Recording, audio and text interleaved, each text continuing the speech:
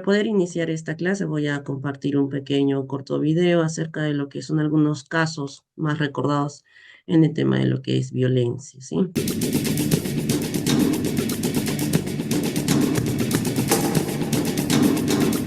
Basta ver estos videos para sentir escalofríos. Imagina el terror que vivieron estas mujeres al momento que eran golpeadas salvajemente.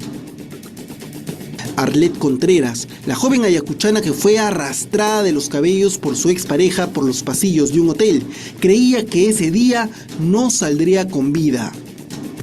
¿Sentiste muy cerca de la muerte aquel día? Sí, no resucité. Abogada de profesión, tras denunciar a su agresor con los videos de las cámaras de seguridad como prueba, confiaba en la justicia. Sin embargo, un año después, Adriano Pozo salió en libertad. Porque yo he dicho la verdad. Una verdad que le importa un cacho a esos asquerosos jueces corruptos. La presidenta de la corte tiene amistad con sus padres.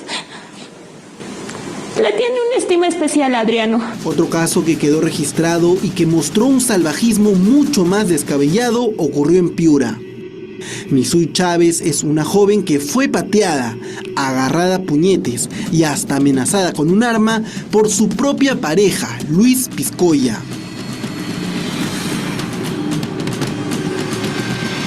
Lo más sorprendente de este caso es que semanas después, la mujer salió a defender a su agresor porque lo amaba. No voy a proceder con esa denuncia, que yo, como le digo, el único que tiene que juzgar es Dios. Y aunque no se tengan los momentos de la agresión, basta ver el rostro de estas mujeres para saber la crueldad con la que fueron tratadas. El caso más memorable es el de la ex bailarina Lady Guillén. Denunció ser secuestrada y golpeada por su entonces pareja, el cantante Ronnie García. Hoy, él está en libertad. Con el rostro también desfigurado quedó Janina Asensio. Primero me dio los puñetes en la parte de la quijada, la parte de acá. Con su cabeza me dio acá, que es el chinchón que está acá en mi frente. Me tiró una patada en mi pierna izquierda, en la parte de acá, que justamente está todo moreteado, todo del... Su agresor, Víctor Manuel Carbonell, también quedó en libertad. Quien llevará las secuelas en su rostro para siempre es Elba Quispe. Su propio primo, quien vivía enamorado de ella, la atacó con un cuchillo. Se creyó muerta. En total, le hicieron 90 puntos en la cabeza. Quería estar conmigo, a la fuerza quería estar conmigo. Me decía que vamos a ser novios, que tienes que ser mi enamorada, se obsesionó conmigo.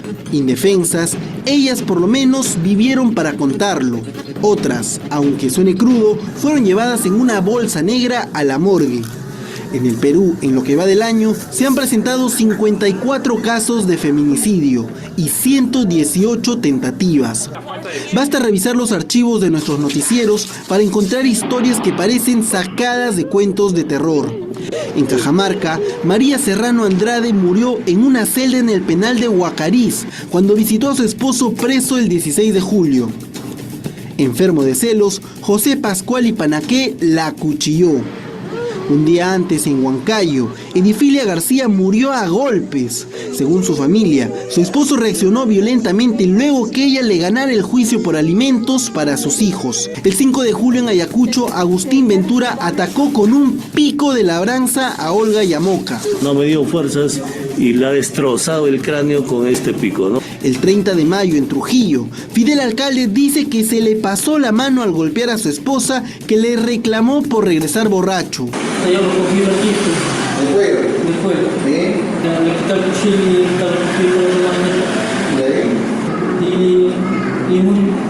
Para despistar a la policía, enterró el cadáver de Piedad Martínez debajo de la cama que compartían. Guillermo Morilla abusó y asesinó a su sobrina, quien recién estaba en el colegio. Con las mismas manos con las que la acariciaba, Jorge Pío García ahorcó a su pareja hasta estrangularla en Villa El Salvador el 24 de junio. Ella se ha ahorcado sola, señorita, hecho. Ya hace tiempo ha intentado suicidarse. Si sus declaraciones lo indignan, escuche a Évol Sarcinto Luis, quien mató a la madre de sus hijos en Huaycán el 25 de mayo. ¿Por qué mataste a tu esposa? ¿Por qué la mataste? Porque la encontré con otra persona en mi propia cama. ¿Es justificación? Claro. Este hombre no tuvo remordimientos en matar a Verónica Rojas Acevedo con una pata de cabra. Él amenazaba. Él siempre le decía, de mí no te vas a separar. Primero te mato, mato a mis hijos y después me mato yo, vamos a estar los 4 juntos. En Huánuco, el 10 de mayo, Dionisia Robles fue descuartizada por su conviviente. Hace un mes, el 20 de junio, en San Juan del Lurigancho, Rosy Marleni Villugas murió acuchillada por su pareja, muerte que se pudo evitar porque ella lo denunció meses antes. Una adolescente de 16 años, también en San Juan del Lurigancho, fue asesinada por su medio hermano, quien la atacó con un cincel de construcción. Ocurrió el 24 de junio. Estos son algunos casos ocurridos solo en los últimos meses. Al colocarlo tamaña agresión como lesiones leves, lo que te está diciendo es que la violencia contra las mujeres no tiene ninguna gravedad o se están ciñendo a una serie de solamente al aspecto del impacto físico y no al impacto mental, al psicológico, a la humillación que significó. Esta semana fue titular a nivel nacional la muerte de la joven María Elena Chumbimune por negarse a tener relaciones con un estudiante de ingeniería y experto en videojuegos. Ante tanta violencia de género y las penas leves a los agresores, muchas personalidades han dado la cara y contado sus testimonios para que esto pare de una vez. Entre lágrimas, la conductora del programa Espectáculos, Yasmín Pinedo, se armó de valentía y contó su testimonio. Ya basta, o sea, ya no más, o sea, ya no podemos esperar a que mañana aparezca una mujer muerta. Yo también como mujer he sufrido algún tipo de violencia física y la verdad que es algo que uno nunca puede sacarse de la cabeza y es bastante difícil superarlo. Así como ella, muchas mujeres han convocado una marcha para el 13 de agosto. De esta manera, buscan que las autoridades y la sociedad en general tomen conciencia sobre la agresión en todas sus formas. Buscan que casos como los que le hemos mostrado en este informe no les sean indiferentes.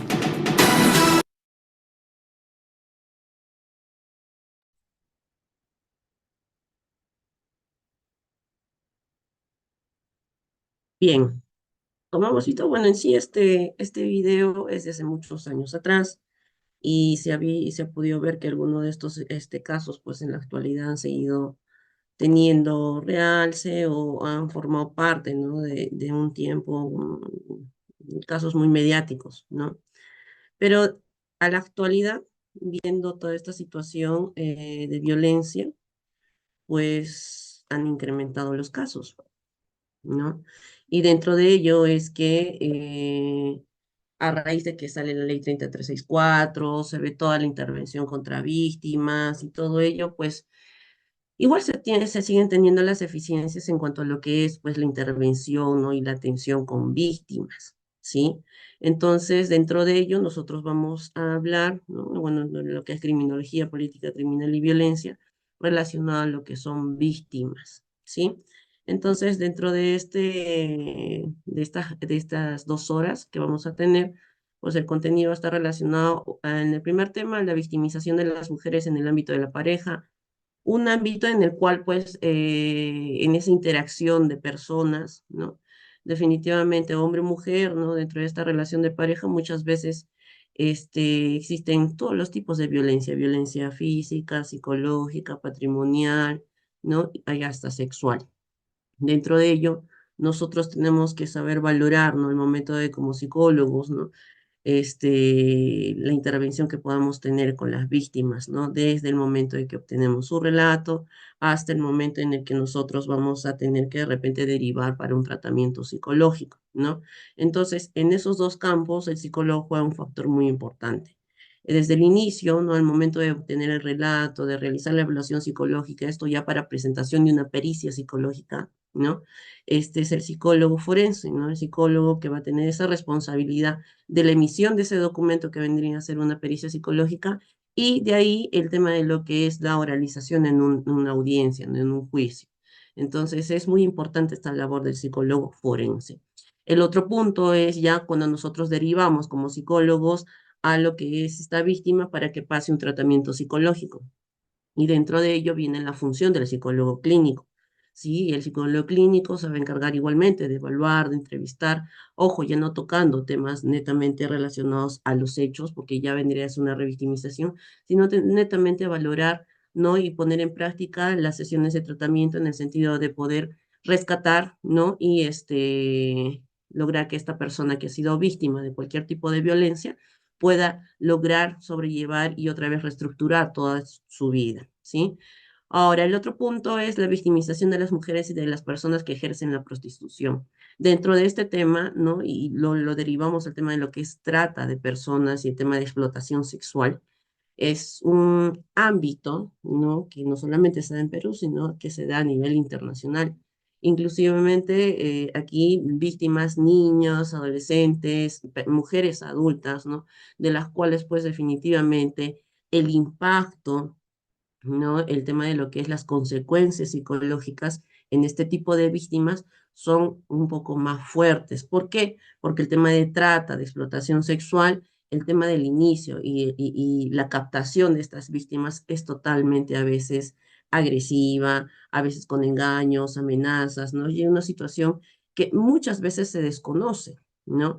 Pero que de cierta forma en la actualidad se está tomando un poco de mayor interés en esta situación, porque como dicen, ¿no? Este tipo de delitos de trata de personas y explotación sexual muchas veces están enmascarados, ¿no? De ahí el punto número 3, que vendría a ser el tema de violencia sexual, y el punto número 4 es ver esta relación de las mujeres y el crimen. Y aquí vamos a hablar netamente de esta relación de las mujeres en la comisión, ¿no? En qué tipo de delitos también las mujeres cometen, ¿no? Ya no vienen a ser víctimas, ¿no? Inclusive a veces de repente algunas teorías hablan de ser víctimas o victimarias, ¿ya? Bien, entonces, iniciando, vamos a ver que la criminología, ¿no? Es una ciencia multidisciplinar que se va a encargar de estudiar, pues, el delito, ¿no? Y este delito lo va a tener que relacionar a cuáles son sus causas, sus consecuencias y poder establecer un tema de prevención. Aquí en el tema de criminología, sí, hay bastantes estudios que hablan acerca, en el caso de víctimas, acerca de lo que es las causas, las consecuencias, ¿no? Y en el punto de vista psicológico, todo lo relacionado a esas causas y consecuencias psicológicas, los factores de riesgo, los factores protectores, la vulnerabilidad de la víctima, ¿sí? Y el tema preventivo. Este tema de prevención en la actualidad y en el tema de violencia específicamente, todavía estamos un poco verdes, ¿no? Porque el tema preventivo vendría a ser la primera escala que nosotros como profesionales, y esto trabajando de una manera multidisciplinaria, ¿no? Es que podamos tomar en cuenta que sea la primera escala, el primer eslabón para poder, ¿no? Nosotros tener algunos resultados respecto a la eliminación y erradicación de la violencia, ¿no? Dentro de la prevención, uno está a trabajar con las poblaciones vulnerables y con la población en general, teniendo en cuenta que la población vulnerable va a ser la de primera instancia en la cual nosotros vamos a tener que intervenir, ¿no? Y prevenir y brindar psicoeducación. Y la población en general, para que también la población en general pueda, ¿no? Tener los conocimientos y poder ayudar de repente a las personas de su entorno que puedan estar pasando por temas de violencia. Ahora, en este sentido, el tema de la prevención ya está totalmente olvidada, ¿no? Si no es por las propias instituciones públicas que toman de repente la batuta en el tema de poder realizar este tema de prevención, porque lo he visto en las fiscalías especializadas en violencia, en los juzgados de violencia, bueno, aquí en Arequipa, y me imagino que también en otras jurisdicciones, definitivamente se está tomando un interés, asisten al tema de lo que son colegios, a las universidades, están realizando ciertos programas de prevención, charlas, ¿no? Que eso es muy importante, ¿no? Pero las leyes, ¿no? De repente los gobiernos regionales, las municipalidades, muchas veces están dejando de lado el tema preventivo. Y este tema preventivo está muy relacionado desde el punto de vista de la psicología con el tema de la salud mental, ¿sí? No solamente el tema de la violencia, va el tema relacionándolo a los porcentajes, claro que es un porcentaje muy alto, pero hay otros temas también psicológicos que son de interés también para el tema preventivo. Pero en este caso vamos a hablar del tema de violencia, ¿no? Entonces, en ese sentido, la violencia es una situación, un fenómeno que se está dando en la actualidad y se ha ido incrementando con el pasar de los años. Entonces, a lo cual nosotros estamos viendo pues que no se está logrando nada con lo que se está viendo en las leyes, en las sanciones y todo ello, ¿no? Peor, ¿no? Está habiendo más casos, mayor porcentaje y definitivamente el análisis que nosotros tenemos que realizar es pues ver cuál es esa causa y tenemos que ir a atacar esas causas para evitar las posibles consecuencias en estas víctimas y erradicar y eliminar el tema de la violencia. ¿Qué más? La criminología a nosotros nos va a permitir entender el comportamiento delictivo, tanto de las víctimas, de los agresores, ¿no? Porque aquí no solamente es víctima, hay una persona que hace que esta persona llegue a ser víctima, que es vendría a ser el agresor. Nosotros también en temas de criminología analizamos el impacto social. ¿Qué dicen las personas que son las personas, la sociedad, el conjunto, ¿no? De seres humanos que viven, ¿no? En una realidad, ¿no? En este caso nosotros peruanos, específicamente cada uno dentro de lo que es sus ciudades, ¿no? En este caso yo radico aquí en Arequipa y definitivamente cómo vemos el tema del impacto de la violencia en las personas, en la sociedad, ¿no? ¿Y qué es lo que está trayendo el tema de violencia? El tema de violencia lo relacionamos en general. Existen los tipos de violencia física, psicológica, sexual, patrimonial, y todo esto relacionado hacia la mujer, dentro del ámbito de familiar, a la pareja y etc., ¿no? Pero nosotros también vemos violencia en el ámbito social, ¿no? La inseguridad, cómo es que estamos viendo en la actualidad esta situación de que niños, adolescentes, jóvenes, adultos y personas adultas mayores también salen y de un momento a otro no sabemos si van a poder regresar con vida o de repente con alguna lesión. Entonces eso también es un impacto que está generando en nuestra sociedad. Igualmente, la criminología ayuda a que también se puedan desarrollar estrategias para prevenir y controlar la delincuencia. ¿Se está realizando eso en la actualidad? Quizás sí, pero en mínima escala, ¿no? A lo cual por eso no vemos ciertos resultados. Entonces, para hablar de violencia siempre es muy importante poder ver desde dónde inicia el tema de la violencia, ¿sí? Sabemos desde que en épocas atrás, ¿no? O sea, antiguamente, el tema de violencia existía, había, ¿no? Pero esto iniciaba y en la actualidad también se da por el tema de los conflictos que se tienen entre las personas, hombres, mujeres, grupo de personas, ¿no? Que en esa interacción definitivamente no todos van a estar conformes o de acuerdo con nuestros pensamientos, nuestras ideas, nuestros objetivos, ¿sí?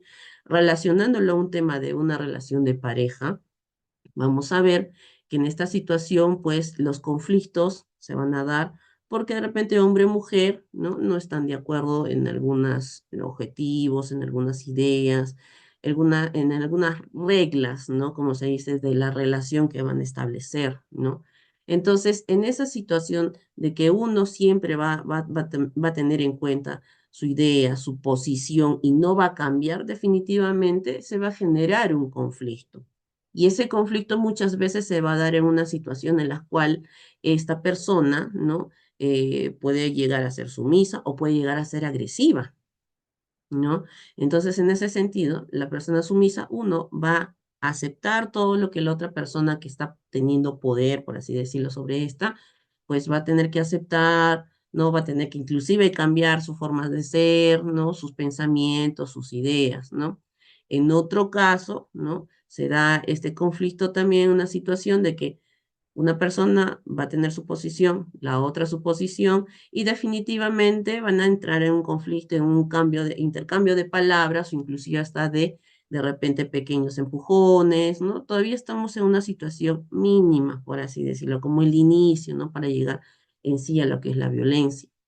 Pasa estas situaciones en las cuales se dan pequeños conflictos, ¿no? En esa interacción de estas dos personas, y viene el tema de la agresión. Ya el tema de la agresión viene a ser la respuesta adaptativa, como le indica en esta diapositiva, en la segunda fase que se menciona aquí, la agresión. En esa respuesta adaptativa, la cual pues es una estrategia, es un mecanismo de defensa que tiene una persona cuando ve, ¿no?, que su vida está en amenaza o está en peligro o está en riesgo, ¿sí?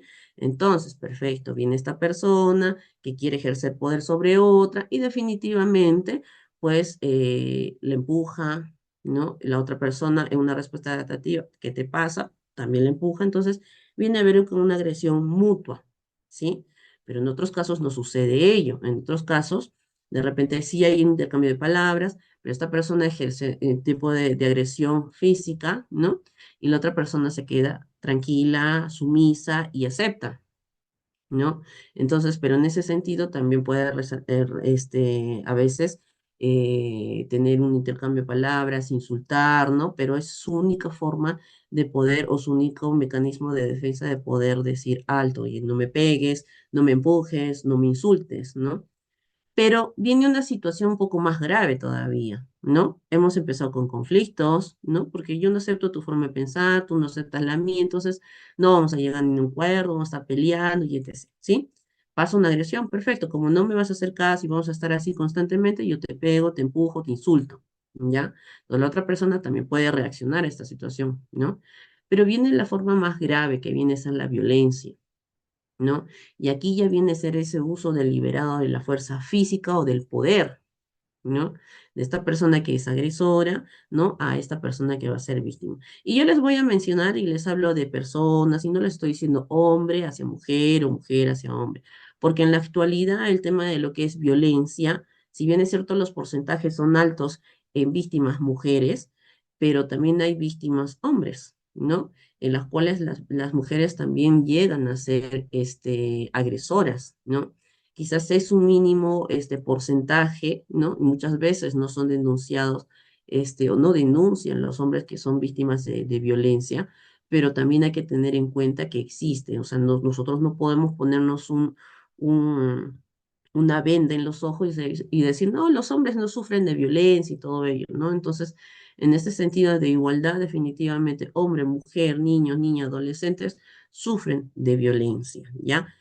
¿Qué más? Entonces, en este tema de la violencia, ¿no? Que viene a ser el punto más grave, ¿por qué? Porque este tipo de violencia, ya sea física, psicológica, patrimonial, sexual, ¿qué va a generar? ¿No? Va a tener una causa en esta víctima, ¿no? Va a generar una lesión, va a generar hasta la muerte, va a haber daños psicológicos, trastornos en su desarrollo o privaciones, ¿ya? Privaciones en el sentido de que muchas veces se limita, ¿no?, el desarrollo y desenvolvimiento de la persona que llega a ser víctima.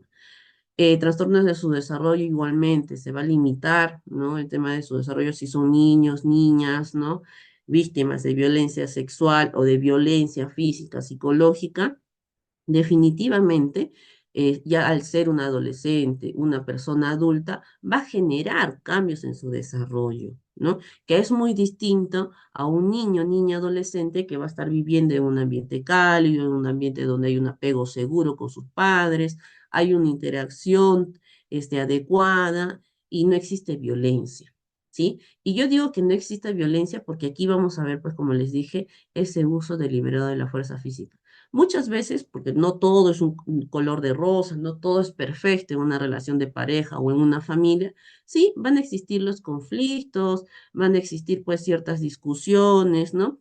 Pero cuando al momento que yo entrevisto a las víctimas, ¿no? Porque es parte del psicólogo poder indagar en toda su historia de vida, a veces me indican, no, sí, en mi familia había algunos conflictos, discusiones, pero que mis papás lo sabían solucionar, lo sobrellevaban, hablaban, ¿no?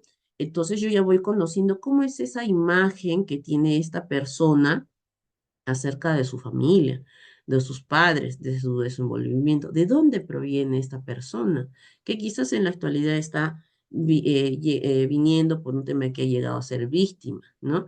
Entonces, si vemos todo tranquilo, entre comillas, en esa situación de familia, perfecto, vamos a indagar otras situaciones, ¿no? Que hayan podido influir en que esta persona pueda llegar o tenga ese factor de riesgo, llegar a ser víctima, ¿sí?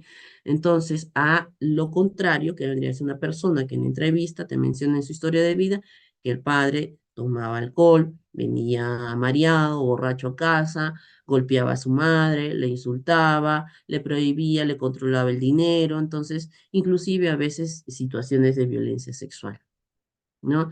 Es muy distinto el desenvolvimiento y desarrollo de estas personas, ¿no? Por eso se dice que en el estudio de víctimas es muy importante valorar la personalidad, ¿no? Porque la víctima A con la víctima B, con la víctima C, son totalmente distintas. La personalidad nos diferencia a nosotros los seres humanos, ¿no? Digamos, de mi persona con cada uno de ustedes. Yo no me voy a parecer a nadie de ustedes, ¿sí? Me voy a diferenciar en, de repente, en mínimas características de personalidad o rasgos de personalidad en varios de ustedes, ¿sí? Igualmente ustedes no se van a parecer a mí porque tienen uno, partimos de la historia de vida, del desarrollo, del desenvolvimiento, de dónde provenimos, ¿sí? Y cómo nos hemos desenvuelto en todas esas áreas de nuestra vida, ¿no? Hasta la actualidad, cómo nosotros nos hemos desenvuelto, cómo hemos ido en el ámbito personal, familiar, social, laboral, académico, ¿no? En todas estas áreas nosotros hemos podido desenvolvernos, sí, de manera adecuada, pero algo de repente ha tenido que marcar, ¿no? Algo ha tenido o hemos tenido que vivenciar en, en nuestras etapas anteriores para que nosotros podamos ser las personas de hoy en día, ¿ya? Entonces, iniciamos con el tema de la victimización de las mujeres en el ámbito de la pareja. Pero a esto vamos a ver que en nuestro país pues hay una tendencia muy marcada en ver que las víctimas de violencia de pareja son muy similares entre sí, ¿no? Hay bastantes estudios que hablan que sí hay ciertas características que se parecen en las víctimas, que son iguales y todo ello, pero ¿saben en qué se va a diferenciar? En el tipo de violencia, ¿sí? En el que está vivenciando esta persona que llega a ser víctima, en el impacto que le va a generar, ¿no? El tema de la violencia y, como les dije, en la personalidad, ¿no? Muchas veces las consecuencias de las víctimas, hablando en el tema de violencia de pareja, van a ver, ¿no? Que son tímidas, retraídas, introvertidas, sumisas, ¿no? Entonces, igualmente sucede con los agresores. Hay esa tendencia de decir a todos los agresores son iguales, ¿no? Unos son muy agresivos, otros no tanto, la frecuencia también de cómo, ¿no? Vienen a tener este tema de situaciones de agresividad, tienen de otros algunas enfermedades o psicopatologías, ¿no? Pero este tema no es tan así como dicen, de homogenizar, ¿no? Y eso se ve más en Latinoamérica, ¿no? Entonces, los agresores también se diferencian, ¿no? Si bien es cierto, comparten ciertas características, ¿no? Dentro de de sus formas de reaccionar, de tener, ¿no? En su personalidad, pero definitivamente se diferencian los agresores sexuales de los agresores en las relaciones de pareja, ¿no? Hay ciertas características marcadas, resaltantes en cada una de ellas, pero ya se diferencian. Igualmente de los agresores sexuales de mayores con los agresores sexuales de menores. ¿Sí? Entonces, hay ciertas características que nosotros durante los estudios, ¿no? Por eso que viene la criminología, ¿no? En el estudio de valorar las causas, las consecuencias, ¿no? De la persona, de los delincuentes, ¿no? Definitivamente llegan a ciertas teorías, ciertos estudios que se ven, ¿no? Entonces, ¿qué nos dice? Primero vamos a entrar a ver qué es, pues, una relación de pareja, ¿no?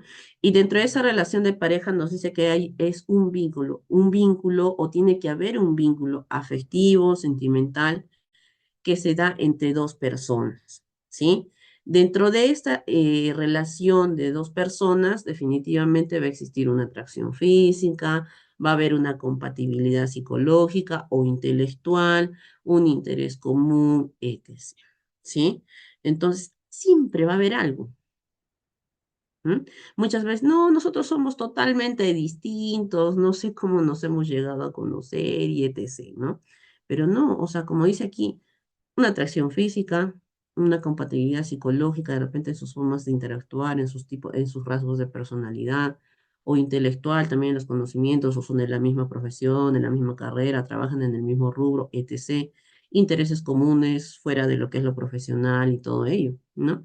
Pero a raíz de esa interacción de estas personas, definitivamente va a surgir ese vínculo afectivo y sentimental, ¿sí? Y dentro de lo que es las etapas de la relación de pareja, definitivamente va a existir, uno, el enamoramiento, porque esa es la primera fase y la que siempre como psicólogos decimos, no debemos de saltarnos esa etapa, ¿no? ¿Por qué? Porque es la etapa del conocimiento, ¿no? ¿No? De los primeros gustos, las primeras interacciones, ¿no? Y esto según el psicólogo Diamond, ¿no? Y de ahí viene el inicio de la relación, ya establecidos, ¿no? Un poco más formales, ¿no? De ahí, dentro de este inicio de la relación, no todo va a ser, como dije hace un momento, color de rosa, no todo va a ser perfecto. Va a haber un tema de que va a haber a veces decepción, ¿no? Porque en esta etapa de enamoramiento quizás no llegamos a conocernos a un 100%, ya inicia la relación como tal, de repente con algunos objetivos más claros, de repente más establecidos, de repente en común o cada uno también por su cuenta sus propios objetivos, pero dentro de esa interacción que va a ser más constante, ¿no? Definitivamente a veces va a haber momentos de decepción, ¿no? Ah, yo pensé que era así, pero no, está cambiando o algo, y etc. Pequeñas cosas que van a hacer ver, ¿no? De distinta forma esta relación. Viene después la superación de las crisis y el amor real. Ya esto en una etapa ya más de 2 años, 3 años en adelante, donde a raíz de estas decepciones, de ver algunas cosas que no me gustan de esta relación de pareja, definitivamente se supera, ¿no? Se aceptan de repente, por eso es que ya viene ahí una etapa del amor real, del amor maduro, del amor de la aceptación de que tú eres así, te acepto como eres, yo soy también así, definitivamente en esta interacción de pareja, ¿no? Bueno, apuntamos a a un mismo objetivo quizás, ¿no? Entonces, por eso decía en un momento, tiene que haber algo, así sea lo mínimo en común con estas personas, ¿ya?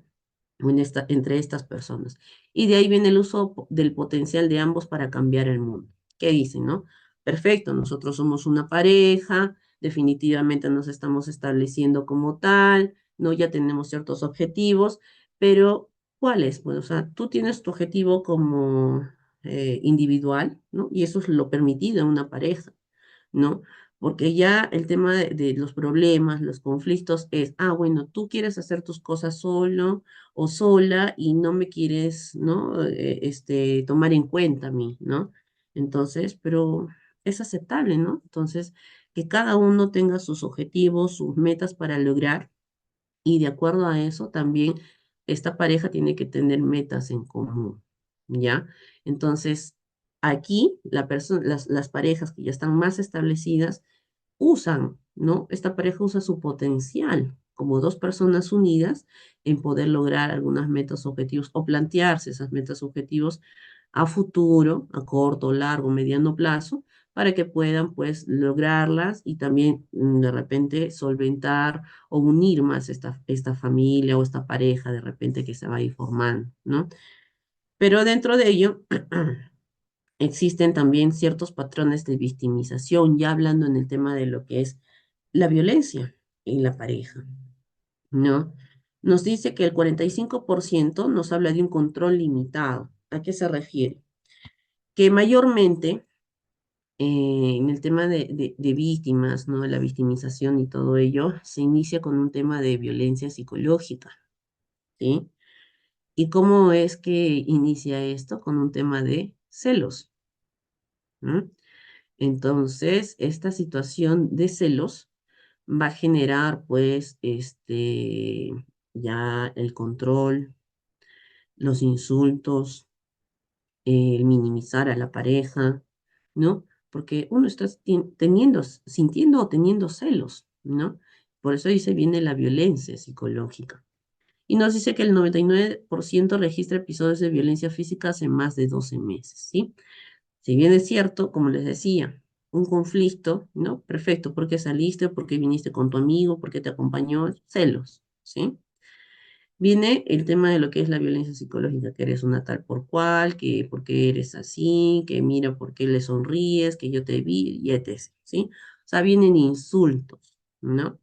Pero ya después, porque son conflictos, viene una situación de violencia física, ¿no? Y que ya esto va a ir muy recurrente, ¿sí? Ahora, ¿qué más nos dice en el otro porcentaje del 26%? Un control violento regular. Nos dice, ¿no? Hay un menor despliegue del control o violencia psicológica, ¿sí? Menos, ¿ya? Hay un mayor uso de la violencia física, como antes lo hemos visto, era más el tema de violencia psicológica, después venía el tema de violencia física.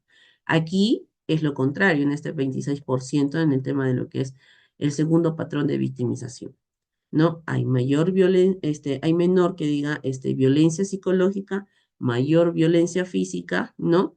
Y dentro de esta violencia física, lo que es común, ¿no? Que realiza el agresor o agresora es que empuja, sacude, la tironea, la jala, ¿no?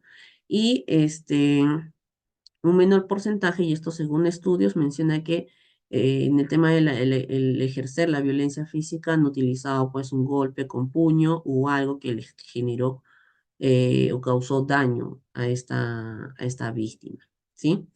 De ahí viene de repente un tercer patrón, ¿no? De temas de victimización que vendría a ser el control extendido. Aquí, en este porcentaje que vendría a ser el 19%, nos indica que hay un 87% que son objeto de celos, ¿no?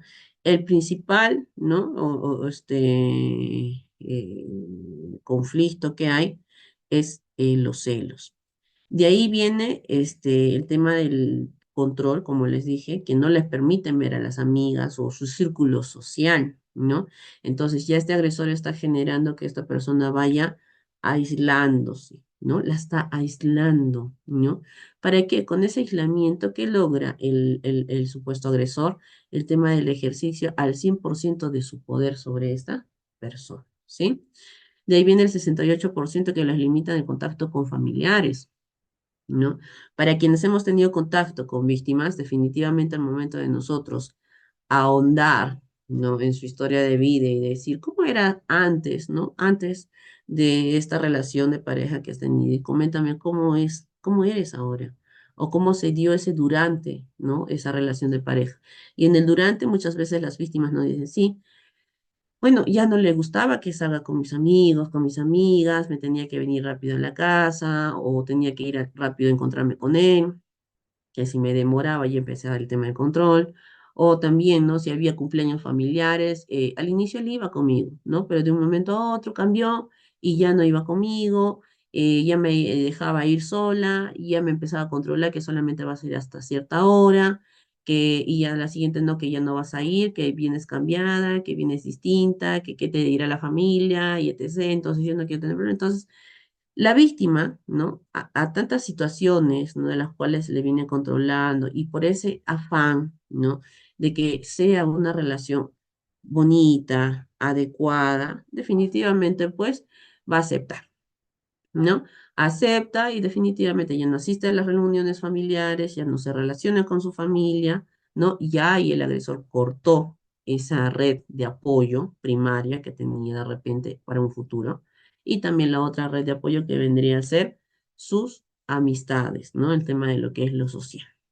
Entonces, aquí ya en el 99% de estas personas que ejercen control o que vienen a ser víctimas controladas por sus agresores o agresoras, definitivamente se ha dado un tema de episodios de violencia hace ya más de 12 meses atrás, ¿no? O sea, como les dije, ya los conflictos, venía la agresión y hasta que se dio este tema de violencia. Bien, entonces, viendo ahí ya vimos las etapas, ¿no? De la relación, ¿no? De una relación. Y aquí también los pilares, ¿no? Lo que yo siempre, y esto por tema preventivo, ¿eh? Como dije, el tema de la criminología valora bastante el tema preventivo. Y los pilares de una relación saludable están basadas netamente en 5. Uno, el respeto, ¿no? De hombre hacia mujer, de mujer hacia hombre. 2, ilusiones y proyectos que tengan en esta pareja, ¿no? 3, el saber convivir, ¿no? El saber compartir juntos pero libres, ¿sí? ¿A qué me refiero? Y esto es muchas veces lo que se está flaqueando en las relaciones de pareja, ¿no? Perfecto. El ser humano es un ser social, ¿no? Y al ser social, ¿no? Tiene pone en práctica sus habilidades de comunicación, de poder interaccionarse, tener buenas relaciones interpersonales y etc., ¿no? Entonces, en ese sentido, ¿qué pasa, no? Una relación saludable está perfecto. Tú vas a salir con tus amigas, yo voy a salir con mis amigos, ¿sí? ¿No? Entonces nos comunicamos, estamos viendo y de ahí nos reunimos y ya, bueno, hacemos algo entre nosotros, ¿no? Entonces, sí, perfecto. Pero ¿qué sucede, no? A veces con una relación no es saludable, ¿no? ¿Y qué estás haciendo? ¿Y cómo estás con el celular, no? ¿Y a qué hora vas a venir? ¿Y a qué hora nos vamos a encontrar? Entonces, no se deja, ¿no? El tema de esa libertad en el sentido de que ya hay un control, ¿no? Y qué estás haciendo, y dónde estás, y con quiénes estás, y de qué están hablando, y etc., ¿no? Entonces, en vez de estar en su relación, en su reunión, ¿no? De repente con las amistades o quizás familia, pues están más en responder, ¿no? Y que si no responde, de repente se va a molestar, ¿no? Entonces, ahí ya no es libertad, ¿no? Sino que sigo teniendo ese vínculo, ¿no? Tan fuerte en el sentido del control, ¿no? Que no me deja disfrutar quizás de esas situaciones, ¿no? Entonces dice, saber compartir juntos pero libres, ¿no? Ahora también, si se reúnen, ¿no? Salen como pareja y se van a reunir con las amistades y todo ello, también, ¿no? O sea, este, uno puede hablar con los amigos, con las amigas, ¿no? Pero ¿qué sucede en una relación que no es saludable? ¿Por qué le hablaste? ¿Y por qué le sonreíste? ¿Y por qué te fuiste allá a hablar con él y no viniste con él a hablar aquí frente a mí?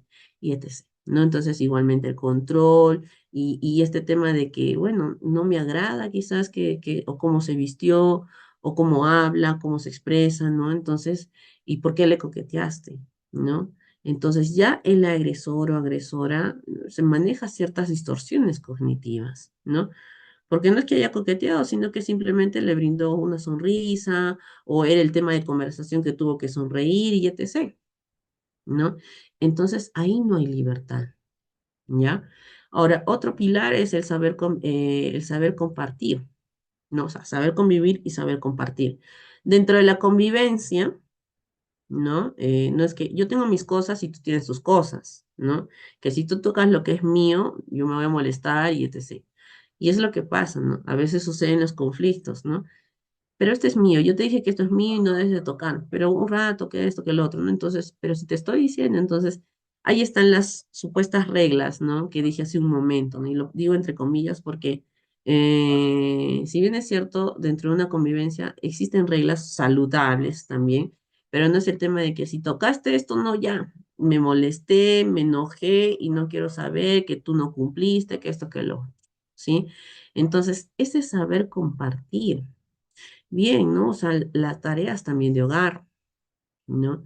Yo he visto en la actualidad bastantes relaciones donde las tareas son compartidas, ¿no? Y me gusta mucho este tema de las tareas compartidas, porque antiguamente no, ¿qué hacía? Mamá dedicada a la cocina, a la crianza de los hijos y a otras actividades dentro del hogar. El padre salía, tenía que ir a trabajar, podía tener, de repente algunas interacciones sociales con los amigos, podía salir, pero no, mamá no, o la mujer no. Pero entonces, y en la actualidad se sigue viviendo algunas situaciones así. O estas personas, ¿no? Que llegan a ser jóvenes, ¿no? O adultos y que han venido de una familia en las cuales ha visto esa educación patriarcal, machista, y ojo, que también nuestra sociedad sigue siendo así, definitivamente, pues, no va a lograr una adecuada interacción, ¿no? Con su pareja, ¿sí?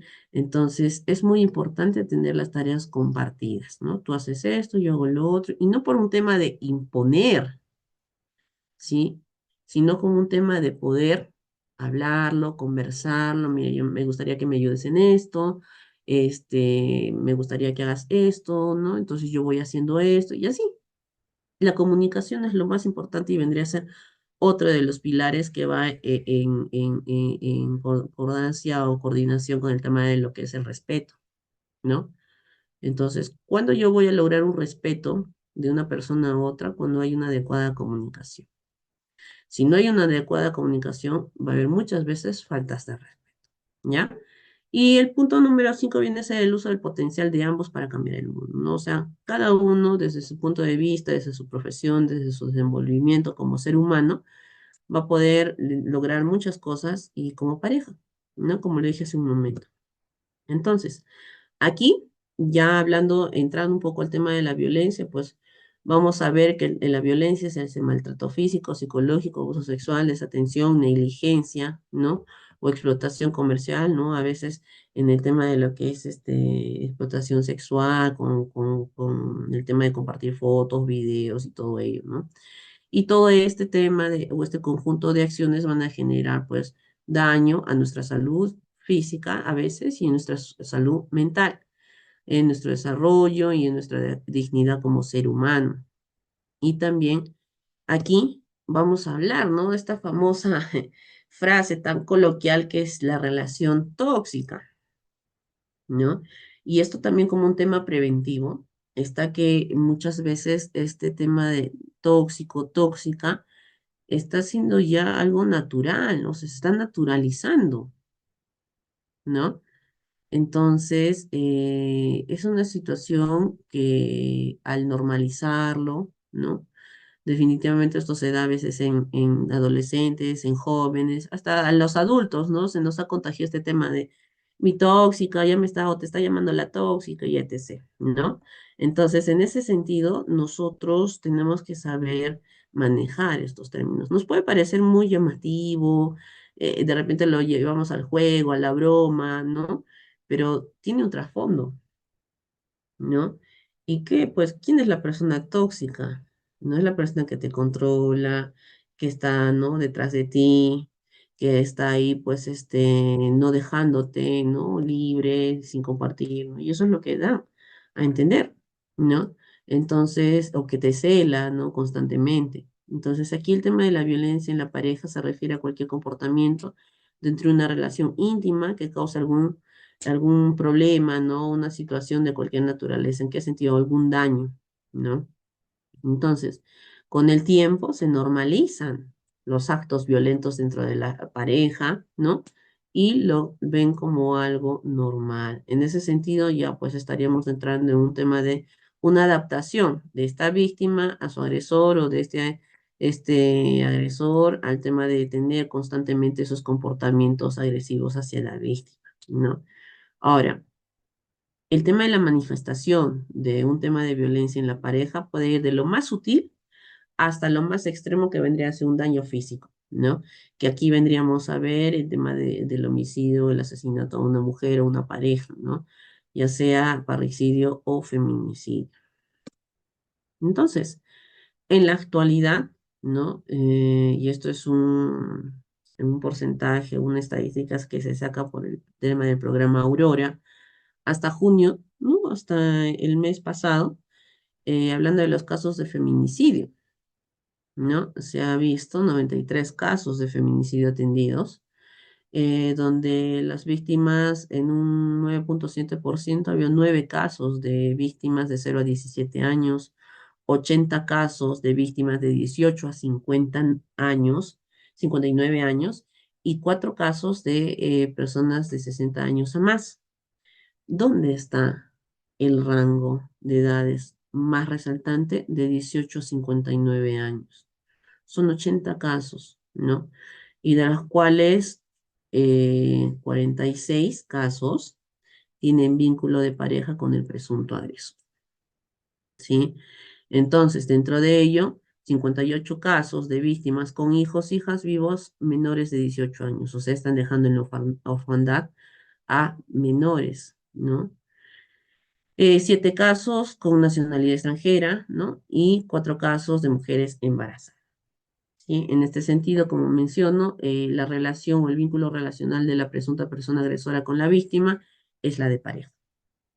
¿Sí? 46 casos. Después, la de expareja, ¿no? Y ahí está el tema del hostigamiento, la intimidación, ¿no? El tema del estar acosando, ¿no? A tu expareja. Y aquí son 17 casos, 6 casos en los cuales ha habido un vínculo relacional de que ha sido algún familiar, 7 casos que ha sido algún conocido y 17 casos que ha sido una persona desconocida, ¿ya? De ahí casos de tentativa de feminicidio. Y aquí estamos valorando que se ha atendido en el programa Aurora a nivel nacional 106 casos, ¿sí? Dentro de ellos, 6 casos han sido de 0 a 17 años, ¿no? 97 casos, y tenemos otra vez este en rango, ¿no? De 18 años a 59 años, y 3 casos en personas adultas mayores de 60 años a más. Igualmente, donde el porcentaje mayor, ¿no? O 43 casos han sido que hayan tenido un vínculo de pareja con el presunto agresor, ¿no? Igualmente, el porcentaje mayor de estos casos de tentativa de feminicidio se está dando en víctimas que están dejando hijos menores de 18 años o que tienen hijos menores de 18 años. Igualmente, hay un porcentaje de personas o casos que son de nacionalidad extranjera y también casos de personas que son o mujeres embarazadas, ¿no? Y como digo otra vez, ¿no? El porcentaje alto está en que esa relación que hay con esta víctima en tentativa de feminicidio es que su agresor ha sido su pareja, ¿ya? Entonces, viendo el tema de violencia de pareja, pues es muy alarmante esta situación, ¿no?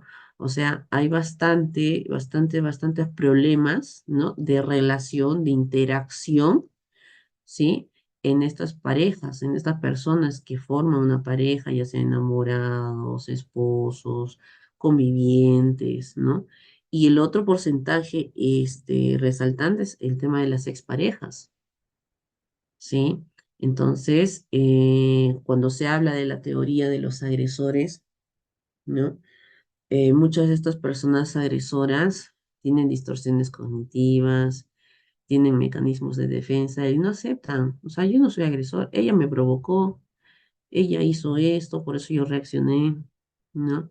Entonces son muchas situaciones en las cuales ponen, ¿no? En alerta, en alarma a lo que son las víctimas, ¿no? Y como hemos visto, el porcentaje mayor se está dando en mujeres, ¿no?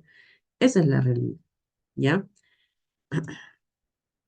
Para poder valorar, ¿no? O estudiar el tema de las causas de la violencia de la pareja, existen pues una teoría, ¿no? Relacionada al modelo ecológico, ¿no?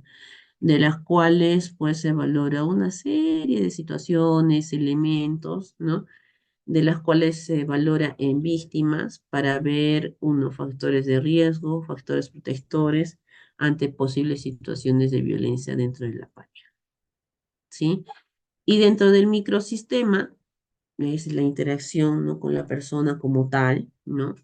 Vamos a ver que esta víctima o nosotros como psicólogos, para valorar este modelo ecológico, vamos a tener que ahondar en sus historias personales, ¿sí? De dónde proviene, como les dije hace un momento, la familia, las interacciones que han tenido con la familia, los ejemplos, los modelos que han tenido, ¿no? Y dentro de ellos se valoran los temas de factores de riesgo, ¿no? Y esos factores de riesgo forman parte ya de los factores de riesgo individuales de esta persona, ¿no? Entonces, les puse el ejemplo, ¿no? Un padre que viene, ¿no? Golpea a su esposa, frente a los hijos, ¿no? Y definitivamente, bueno, viene tomado, ¿no? Ejerce violencia física, psicológica, y esto no va a ser solamente una vez, muchas veces es de larga data, o sea, constantemente, sistemático, ¿no? ¿Y cómo crecen esos niños, esos adolescentes, ¿no? Crecen con un ejemplo, ya sea si los hijos son hombres o mujeres, ¿no? Y al futuro, cuando van a formar su pareja o su familia, definitivamente van a tener esos ejemplos, ¿no? Cosa contraria se ve en algunos casos que a veces es mínimo el porcentaje de estos casos en los cuales no quieren tener o no ponen en práctica lo que han tenido como ejemplo en su familia, ¿no? Y logran ser distintos, cambiar su forma de ser y etc., ¿ya? Viene el mesosistema, ¿no? Que ya es como la familia influye, ¿no? Y las relaciones o interacciones, ¿no? ¿En qué sentido? Y eso es lo que se ve, ¿no? O sea, muchas veces dice que hasta las mujeres, ¿no? Llegan a ser machistas, ¿no? Entonces pasa, ¿no? Que como dije hace un momento, este individuo, hombre o mujer, viene de una familia, ¿sí? Y este individuo, de repente está llegando a ser víctima, ¿no? De hechos de violencia.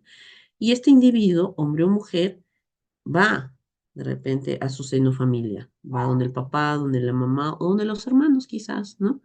Pero alguien de la familia, ¿sí? Y va y le dice, pero mamá o papá, ¿sabes qué? Es insoportable la situación con mi esposo, con mi conviviente, con mi enamorado, con mi novio, ¿no? Con mi pareja, ¿sí? ¿Por qué? Porque me cela, me dice que ya no salga, que quizás ya no estudie, y etc., ¿no? Entonces, nosotros sabemos, ¿no? O sea, como hijos, ¿no? De repente podemos ir donde nuestra familia y de repente puede ser un factor protector para nosotros, ¿no? Pero ¿qué sucede? Que viene el padre, la madre o algún familiar, pero ¿cómo vas a decir eso? Es tu esposo, tienes que obedecer, tienes que hacerle caso, ¿cómo es posible que vengas a quejarte de tu esposo, de tu familia? Tú has decidido eso, así es que tienes que atenerte a las consecuencias y etc. de cosas, ¿sí? Entonces, esta víctima ya no se va a sentir segura, ¿sí? ¿Y qué va a hacer muchas veces? Va a hacer caso. Ah, bueno, sí tiene caso mi mamá, mi papá. Claro, me he casado. Bueno, será un momento, mi esposo de repente algo pasado, ¿no? Y ya vamos minimizando la situación. Y ya vamos normalizando también, ¿no? Su forma de ser de mi esposo. Él es así, tengo que comprenderlo. De repente tiene razón, no debo estar saliendo mucho. ¿Sí? ¿Se dan cuenta qué tan fácil es poder cambiar, ¿no? Ese chip que muchas veces tienen las personas, ¿no? O inclusive, como dice, relaciones también en la etapa de mesosistema, ¿no? ¿No? Tengo mis amistades, ¿no? Y de repente ya, bueno, corto X con mi familia porque sé que no me van a apoyar. Voy a mi amiga, a mi amigo, a mi grupo, y me saben que esto, ¿no? Mira, ¿sabes qué? No, yo te recomiendo de que no te separes, ¿no? Sigue, mira por tus hijos, ¿sabes qué? Mira cuántos años de casada tienes, no vas a, no sé, no vas a separarte ahora, ¿no? Mira, tus hijos están pequeños, esto, que lo otro. Yo pienso que habla, ¿no? Con él y ya van a solucionarse las cosas, ¿no? Perfecto. ¿No? Entonces ya la persona dice, sí, tiene razón mi amiga, y no, e inclusive a veces las amistades dicen, no, yo he pasado por eso, mira, y mira cómo yo, bueno, he tenido que aguantar esto, y ha llegado un momento en que, mira, todos estamos tranquilos, ¿no? ¿No? Entonces ya como que toma un ejemplo y dice, bueno, sí, inyéctese, ¿no? Sigue ahí, en esa situación. Y viene a ser un factor de riesgo muchas veces, ¿no? Viene el exosistema, que es la comunidad, ¿no? Como de repente como víctima yo voy o salgo de mi domicilio y me pongo a gritar o voy donde mi vecino, mi vecina, a veces no me brindan ese apoyo. Me encuentro sola, ¿no? ¿Cómo es mi comunidad? ¿Cómo es mis vecinos? ¿Qué opinan? ¿No? Inclusive a veces las víctimas por vergüenza, no, ¿qué voy a hacer? Voy donde mi vecino, mi vecina, la señora de la tienda, le voy a ir a contar mis cosas, ¿no? ¿Por qué? Porque saben muy bien que muchas veces las personas son prejuiciosas. ¿Ya? Y el macrosistema, que viene a ser el tema de la sociedad, la cultura, las leyes, ¿no? Como dije hace un momento, estamos en una sociedad machista, patriarcal, hasta el momento. Ojo que en algunas familias se está dejando de lado esta situación como les dije hace también un momento, el tema de las actividades compartidas en familia, ¿no? De que muchas veces en la actualidad, a veces los hombres ya no están trabajando y son las mujeres que de repente en algunos casos o en algunas familias están solventando su hogar o ambos, o inclusive a veces el hombre sigue siendo esta persona que sigue solventando el hogar, ¿no? Pero ya con otro chip, con otro cambio, ¿no? Perfecto, yo trabajo, pero tú también me ayudas, me apoyas, o sea, esa comunicación, y yo lo he visto en bastantes familias, ha cambiado, ¿no? Pero vienen otras familias que sí sigue este tema, ¿no? De lo patriarcal, del machista, ¿no? Y cómo la sociedad sigue influyendo en este tema, ¿no? La cultura, ¿no? Es muy distinta la cultura que tenemos en las tres regiones de nuestro país, en la costa, en la sierra y en la selva, ¿no? Y las leyes. Ojo que las leyes es para todo nuestro país, ¿no? Pero a veces las leyes, es bonito lo que dice en el documento, en el papel, pero al momento de valorar es otra cosa, ¿no? El tema de violencia psicológica, ¿cómo lo valoran? ¿Cómo salen muchas veces las pericias psicológicas donde dicen no tiene indicadores de afectación psicológica? ¿M? Se valora las lesiones, ¿no? Como yo y en uno de los casos veo, ¿no? Me dicen, doctora, ¿sabe qué? Yo fui a la comisaría y es que mi esposo me había insultado y es ya constante, o sea, no había habido violencia física, ¿ya?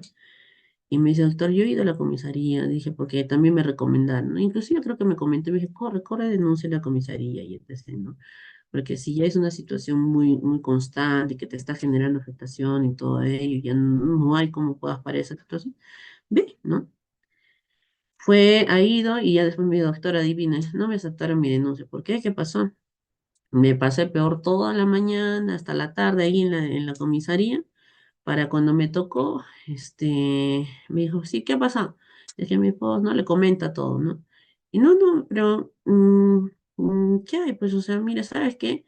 Esto es un proceso largo, si vas a querer hacer la denuncia, mira, voy a tener que mandarte a medicina legal, a que te hagan tu evaluación psicológica y todo, y además no tienes nada físico, no hay golpes, no hay nada, ¿no? Yo me quedé sorprendida cuando vino y me dijo eso. ¿Cómo es posible? ¿No? O sea, está yendo por... Sí, pero es que la violencia psicológica dicen que cómo la va a valorar, o sea, tendría que mandarte, pues, a que te hagan tu evaluación psicológica y muchas veces no te ponen nada. Y en la práctica, pues, a veces, ¿qué sucede, no? Tenemos nuestra guía, ¿no? La guía que se utiliza y está relacionada a la ley 2364, la 2021 del Instituto de Medicina Legal. Entonces, esa guía, inclusive también existe la guía para valoración de daño, ¿no? Y también está la 2016, que es, bueno, la anterior a la 2021 y todo ello, pero ¿qué nos dice? Para la aplicación de la guía de daño psicológico, definitivamente nosotros vamos a tener que tener eh, o valorar que existen indicadores de afectación psicológica. Y lo que corresponde es que después de 6 meses volvamos a hacer una reevaluación y ver si los signos y síntomas que encontramos como indicadores de afectación psicológica en un inicio, si persisten o se han cronificado, y ahí se valora el tema de lo que dice el Código Procesal Penal, o el código, ¿no? Que dice que hay que valorar el tema de lo que es lesiones, ¿no? En este caso, la afectación psicológica, cognitivo-conductual, como lo dice ese término, el leve, grave, moderado, tal como dice la guía, ¿no? Entonces, se practica, se realiza, yo en la actualidad he visto algunos y son escasos los casos que llegan a aplicar esta guía de daño psíquico, ¿no? Que ya cuando no se tienen, ¿qué dicen, no? Cuando lo valoran o valoran la prueba, dicen, no hay indicadores de afectación psicológica, bueno, no hay, ¿no? O sea, se archiva, no hay afectación psicológica, ¿no? Pero ya es cosa distinta cuando hay violencia psicológica con violencia física. Ahí sí, el examen médico legal va, valora si hay moretones, ¿no? Dan tus días de incapacidad y todo ello, ¿no? Pero en el lado psicológico sigue siendo todo un tema de una enmascarada ahí, ¿no? De que, como se sabe muy bien, la afectación psicológica es lo que no se ve, no se observa. Muchas veces está escondido, ¿no? Porque muchas veces las víctimas no denuncian, y si denuncian, a veces existen pues la vergüenza, los sentimientos de culpabilidad, ¿no? Y muchas veces eso lo tergiversan y no lo valoran como un tema de afectación, ¿no? Inclusive a veces dicen el tema de que es por el último hecho, el tema de la afectación psicológica, o por varios de los hechos que has vivido anteriormente. Y como dije, nosotros no podemos, o como digo que diga, no podemos desligar, ¿no? ¿No? El tema de que la afectación psicológica sí se ha dado de repente por el último hecho, que de repente ha sido lo que rebalsó el vaso de repente, ¿no? Pero anteriormente ha habido otros hechos, otras situaciones de violencia, ¿no? Y que todo eso ha ido acumulando y ha ido generando en la persona ciertos cambios conductuales, emocionales y cognitivos. Y es lo que se tiene que valorar en víctimas, ¿no? Para mí el término adecuado es y el que se maneja también es afectación psicológica, ¿ya? Porque la afectación psicológica incluye la triada, pensamientos, emociones y conducta, y hasta lo fisiológico en la actualidad, ¿ya? Pero de esta triada nosotros tenemos que valorar que existan los tres. No es que yo solamente pueda tener afectación emocional y no tenga afectación cognitiva o conductual, no. Estos tres van de la mano, pensamientos, emociones y conducta, ¿no? Y a raíz de estas triadas puedo tener también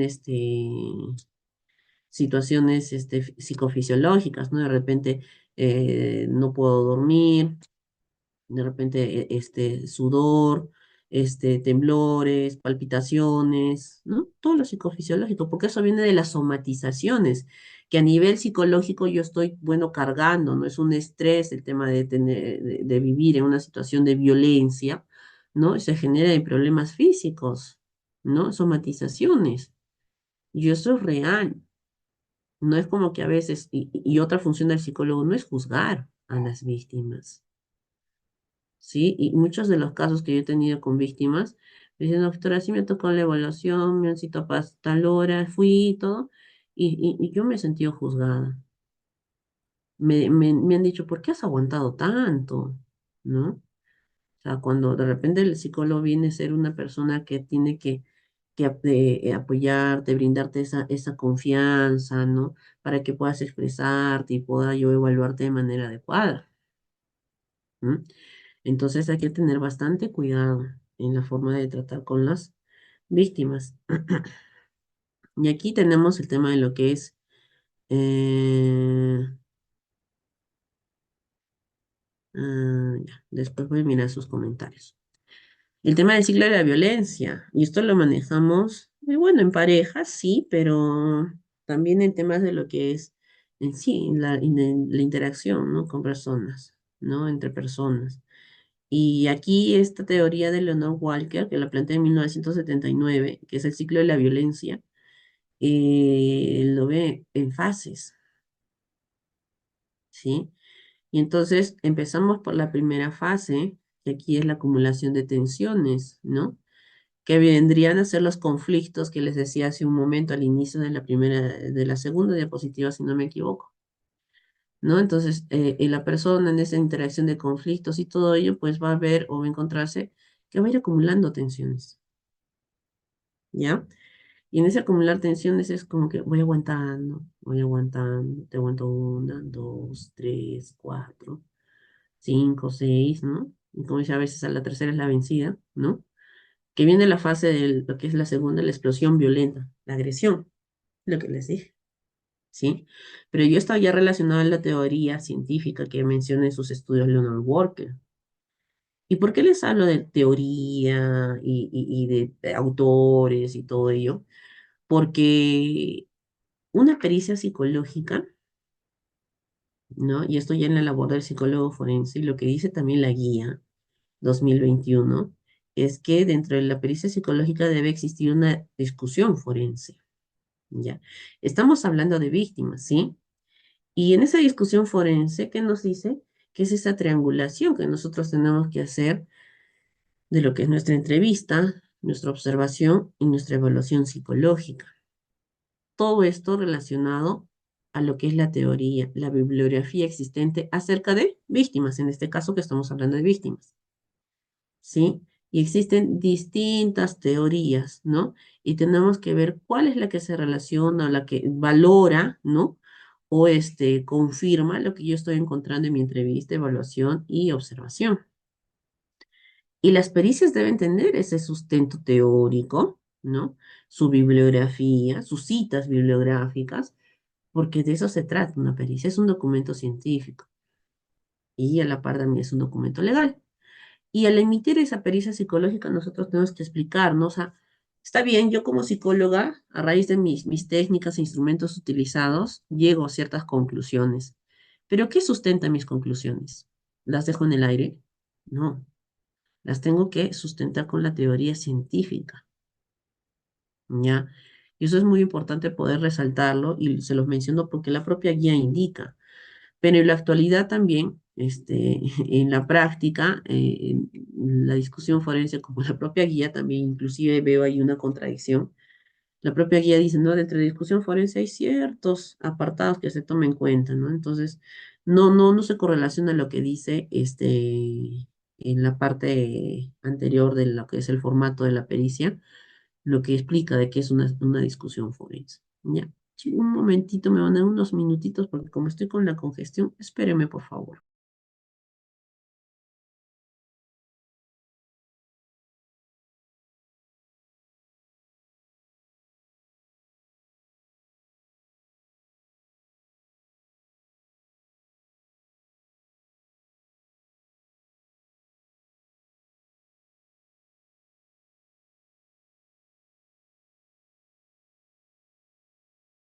Pues entonces continuemos. Si no, después ahorita no voy a poder hablar, no voy a poder respirar y va a ser terrible esta situación. Bien, entonces, vamos a seguir. Y dentro de ello, ¿no? Ya viendo teorías, ¿no? Explicando cómo es, o debería, o cuál es la relación tóxica y todo ello, ¿no? En la función de atención con víctimas, nosotros tenemos que valorar la afectación o el daño, ¿sí?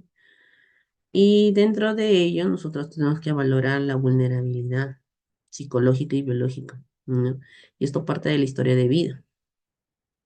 Tenemos que valorar las experiencias negativas. Por eso decía, no es que desliguemos, ¿no? Lo que a veces los jueces quieren, ¿no? Explíqueme específicamente, o los fiscales, ¿no? O los abogados de la otra parte de repente. Lo que usted está llegando a sus conclusiones de indicadores de afectación psicológica, ¿están relacionados solamente a este último hecho o es el conjunto de todo lo anterior? ¿Mm? Entonces, sería algo sesgado. Nosotros podemos decir, claro, sí, es del último hecho, o bueno, sería lo adecuado quizás, lo que quiero decir, ¿no? Sí, del último hecho, pero es el conjunto también de lo anterior, porque esta persona ya viene a ser vulnerada, ¿sí? Y no es que de los anteriores no he tenido afectación y de este sí he tenido afectación. No, todo es acumulativo. Y ahí podemos explicar, ¿no? Con el tema de lo que es, a ver, me olvidé, por apagar la cámara, me olvidé que me quedé en una segunda fase, ¿no? Entonces podemos explicar aquí el tema de lo que es la afectación psicológica con esta teoría. Y como decía, nos habíamos quedado en esta segunda fase, que en la primera, ¿no? Que la acumulación de tensiones pasa a la segunda fase, que ya viene a ser la explosión, como dice, ¿no? La explosión violenta. Y aquí se ve el sinfín este, de tipos de violencia. Puede haber violencia física, psicológica, patrimonial, sexual. Dos de estas, puede haber física, psicológica, o las cuatro, o solo una, pero imposible haber una. Por eso, o sea, a veces dicen, ¿no? Pero solamente ha sufrido de violencia física, ¿no? Pero ¿qué conlleva la violencia física? ¿Solo física? O sea, el agresor viene y te pega nada más. Te pega, te golpea, te empuja, te jalonea, no te dice nada. A la par va insultos, ¿no? Va muchas cosas que están relacionadas a la violencia psicológica, ¿sí? Y eso es muy importante valorarlo. El tipo de violencias no van aisladas tampoco, ¿ya? Siempre hay temas de violencia psicológica para una violencia física. Para temas de violencia patrimonial hay violencia psicológica también. Para temas de violencia sexual hay violencia física y violencia psicológica, ¿sí? Entonces se relacionan, ¿ya? Sucede que, y por eso decimos, ¿por qué tanto de repente las víctimas a veces han vivido una situación de violencia, ¿no? Quizás no han sido uno por el tipo de personalidad, de repente no han tenido los medios adecuados o el conocimiento de dónde pueden ir a denunciar, ¿no? Yo estoy hablando de situaciones, lugares alejados, ¿no? Y es que soportan esta situación Y esto se relaciona a una adaptación, ¿no? Por eso está la primera, acumulan conflictos, la segunda, agresión, ya explotan, ¿no? Y viene una tercera fase, donde dice la culpa, el arrepentimiento y las promesas, ¿no? Y cuando nosotros hablamos con víctimas y al indagar, ¿no? Cómo empezó toda esta situación de violencia, nos hablan, nos dicen, sí, primeramente se comportaba de esta forma, ya empezó a explotar y de la primera vez que explotó, yo ya no quise seguir con la relación, quería terminar, pero él vino y me dijo, discúlpame, perdóname, ya no lo voy a volver a hacer, te prometo que voy a cambiar, pero sabes que tú también cambies. Y sí, claro, él asume, sí, yo tengo la culpa, ¿no? Y etc. ¿No? Entonces, ¿qué hace la víctima? Bien, ¿no? Le doy la oportunidad, ¿ya? Te doy la oportunidad, nos reconciliamos, todo va bien, va a ir una aparente calma, ¿sí? Por un tiempo, a veces un mes, más meses, a veces días, es variable, ¿no? Y otra vez viene acumulación de tensión, viene la explosión, otra vez viene, sí, una vez que sí, ya le acepté porque sí, al inicio cambió un poco, pero dije, de repente va a cambiar más con esto y etc. ¿No? O sea, ya hay esa adaptación, ¿sí? Entonces se vuelve en un círculo vicioso. Nosotros sabemos que el círculo no tiene fin, ¿sí? ¿Cómo cortamos esto? Entonces, ahí uno puede influir la familia, puede influir el círculo social, hasta la misma persona, ¿no? Pero ya después de un tiempo en el cual llega de repente también a acumular sus tensiones y a explotar, pero no explotar con violencia, sino explotar con un tema de que no, ya basta, suficiente, voy y pongo mi denuncia, ¿sí? Sucede que a veces no lo hacen, uno por la vergüenza, dos por el qué dirán, ¿no? Tres por la presión social. Cuatro, por el tema de que, no, mis hijos, ¿qué voy a hacer? Los miedos, ¿qué voy a hacer sola? No, no trabajo, ¿no? O sea, los propios medios que no tienen, ¿no? Pero ya a veces llegan, hacen la denuncia, pero aquí también se topan con un sistema judicial a veces muy complicado para las víctimas, ¿no? Sufren a veces de violencia, como les dije. Uno, a veces no quieren aceptar la denuncia, a veces, pero ¿por qué no le haces caso a tu esposo? Ya de repente van donde el psicólogo, donde el abogado o donde el asistente social hablando de un equipo multidisciplinario y ya empiezan a juzgarlas, no hay un adecuado trato. Y es todo un tema. O sea, de toda la violencia que han podido vivir, ahí viene lo que es la violencia institucional, ¿no? ¿Cómo es que los operadores de justicia logran, ¿no? O no logran intervenir de manera adecuada a esta víctima, ¿ya? Y eso es real, es cierto, yo no les digo porque odio las instituciones, no, porque como perito de parte pueden pensar eso, ¿no? Pero no, no es así, es lo que yo veo, uno, por mis casos, dos, porque asisto también a diligencias, ¿no? Y dentro de esas diligencias muchas veces sí les comento, ¿no? Asistí a una observación en cámara Gesell de una, no era víctima, era una testigo menor de edad, tenía que 6, 5 años, ¿ya? Y le estaban llevando a cámara Gesell para que brinde su narración acerca de los hechos que ella había vivenciado entre sus padres, ¿no? Porque uno de ellos había hecho unos disparos y querían corroborar, ¿no? ¿Quién fue el papá, la mamá y cómo se dio esa situación? Porque la menor estuvo presente. Entonces, hubo una primera citación, no asistió la menor. Y en la segunda situación, yo por el tema de Ludavid, fue y acompañó a la menor, ¿no? Y bueno, yo ingreso a la sala de observación de la cámara GESE como un perito de parte, y sucede que la menor, pues, en esa interacción, ¿no? Dentro de la sala de observación con fiscalía y todos los que están presentes ahí, vienen y hablan y comentan que la menor no quería ingresar a la cámara GESE y que solamente iba a ingresar con la tía que le estaba acompañando. Y ojo, nosotros sabemos que eso es imposible, ¿sí? Y que está llorando y ya, ¿no? La psicóloga vino, quien iba a hacer la entrevista, y sí mencionó a ello. Pero yo estaba mencionando esto ya al abogado, ¿no? Como perito de parte estaba yo mencionando al abogado.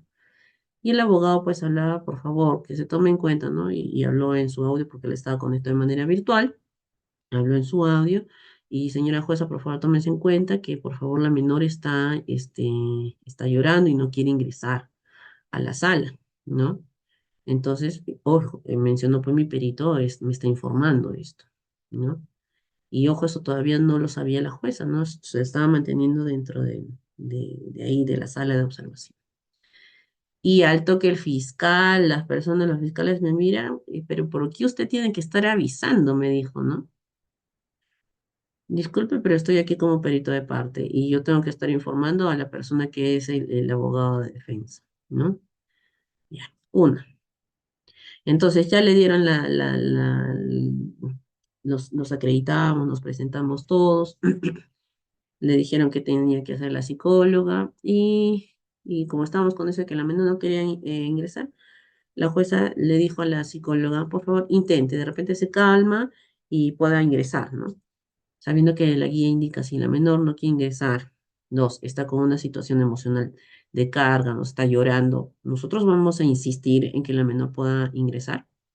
Ya igualmente yo estaba informando, ¿no? Doctor, ¿sabe qué? La psicóloga va a salir y va a intentar otra vez, ¿no?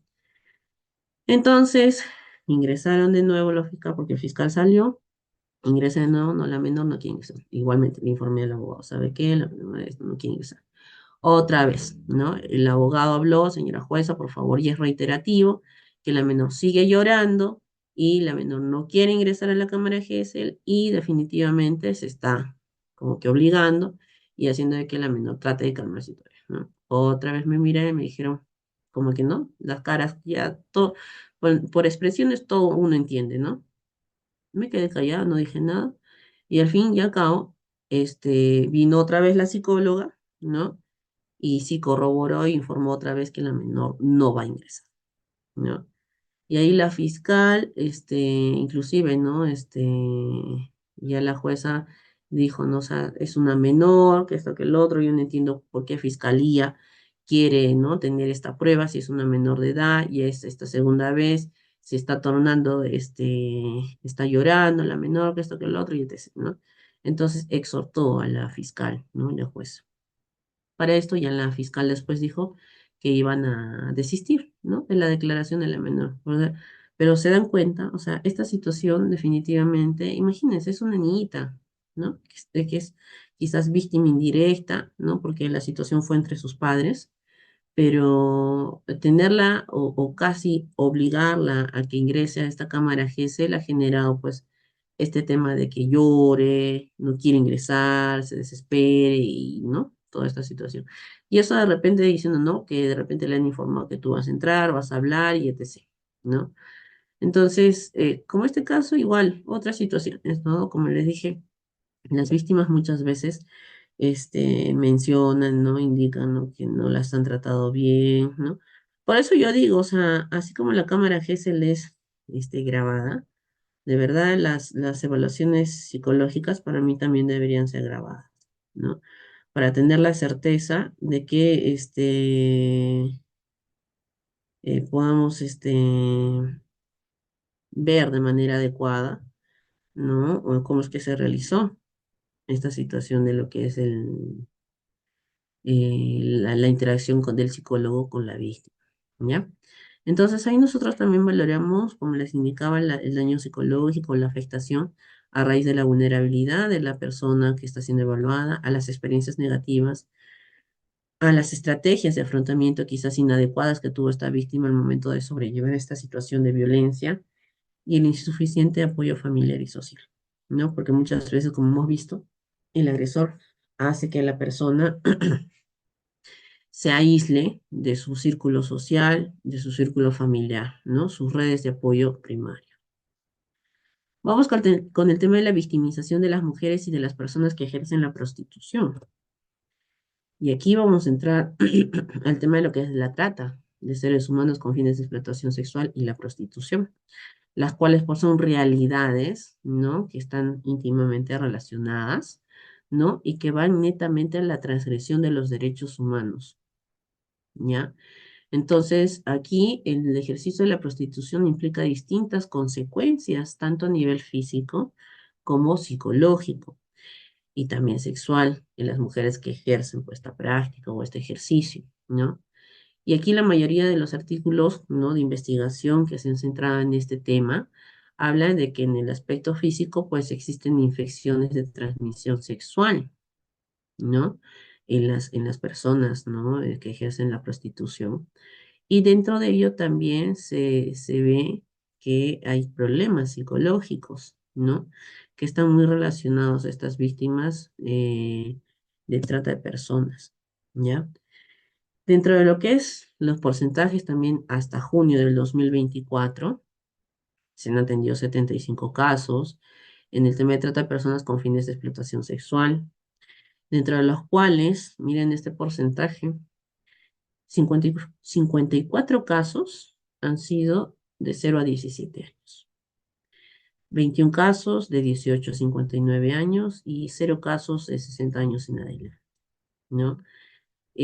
Hombres no hay porcentaje en hombres, pero un caso aquí ha sido de personas con algún tipo de discapacidad, 3 casos de mujeres embarazadas y 24 casos de personas con nacionalidad extranjera, ¿no? Porque muchas veces son traídas pues, de otros lugares, no son captadas de otros lugares. La explotación sexual, dentro de ellos tenemos 21 casos, ¿no?, que se han atendido hasta junio del 2024.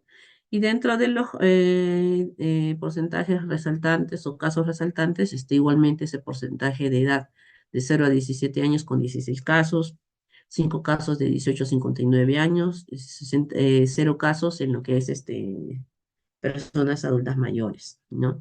Igualmente no hay casos de personas de género masculino.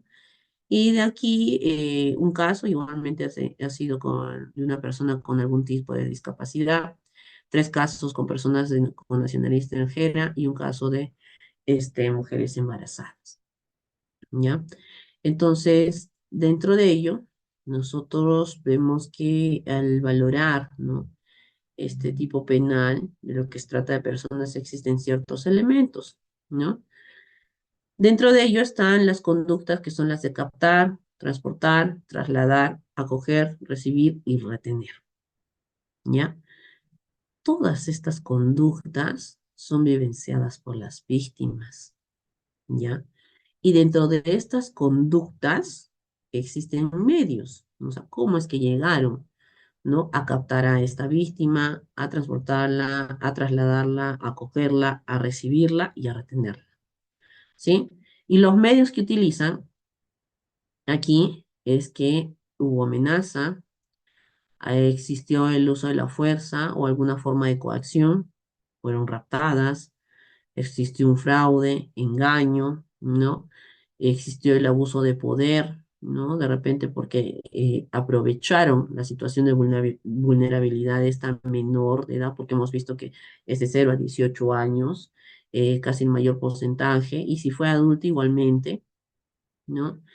Infringieron violencia física o moral, ¿no? La concesión o recepción de pagos o beneficios para obtener el consentimiento de una persona no tenga autoridad sobre ella, ¿no? El tema de brindar un pago, indicarle, ¿no? A veces el engaño está relacionado, no, sí, vas a ir a trabajar en esto, en lo otro, y realmente no es así, ¿no? Y dentro de la conducta que se ejerce a raíz de estas primeras conductas, de los medios que se lograron para obtener o captar a esta persona, existe la explotación de la prostitución ajena u otras formas de explotación sexual. En ello trabajan o las hacen trabajar, ¿no? La explotación laboral, trabajos o servicios forzados, la esclavitud o las prácticas análogas a la esclavitud, ¿no? La servidumbre, la extracción de órganos y experimentación biomédica, ¿no? Hubo un tiempo, ¿no?, en que el tema de lo que es la desaparición de personas estaba relacionada a la comercialización de órganos, ¿no? Entonces, dentro de toda esta situación, miren cómo son tantas conductas, tantas fases que tiene que pasar esta persona, y creo que eso también lo hemos podido visualizar en algunas películas, ¿no? Tanto de ámbito nacional como internacional, ¿no? Y se cumple. Y por eso decía que el impacto, ¿no?, de los signos, síntomas, la afectación o inclusive ya daño psicológico en este tipo de víctimas definitivamente es alto, ¿ya? Entonces, dentro de lo que es la captación, ¿no? Viendo este tema de conductas, nos dice que es que para que se consuma, la captación debe producirse en la entrada de la víctima en la esfera del dominio del autor. O sea, hay una interacción antes, previa, ¿no? ¿Cómo es que llevan a captarla? Mediante redes sociales, mediante un anuncio publicitario, que asisten a una entrevista personal, y etc., ¿no? Y esto se produce a través de un acuerdo viciado por el engaño, ¿no? Como les dije hace un momento, sí, tú vas a llegar a trabajar, te van a pagar tanto, esto, lo otro, ¿no? Entonces, el fraude, el abuso de poder o situación de vulnerabilidad, mira, tú estás trabajando, eres menor de edad, tú sabes que a menores de edad no dan trabajo, ¿no? Entonces, mira, ahorita nosotros estamos brindando esta oportunidad, ¿no?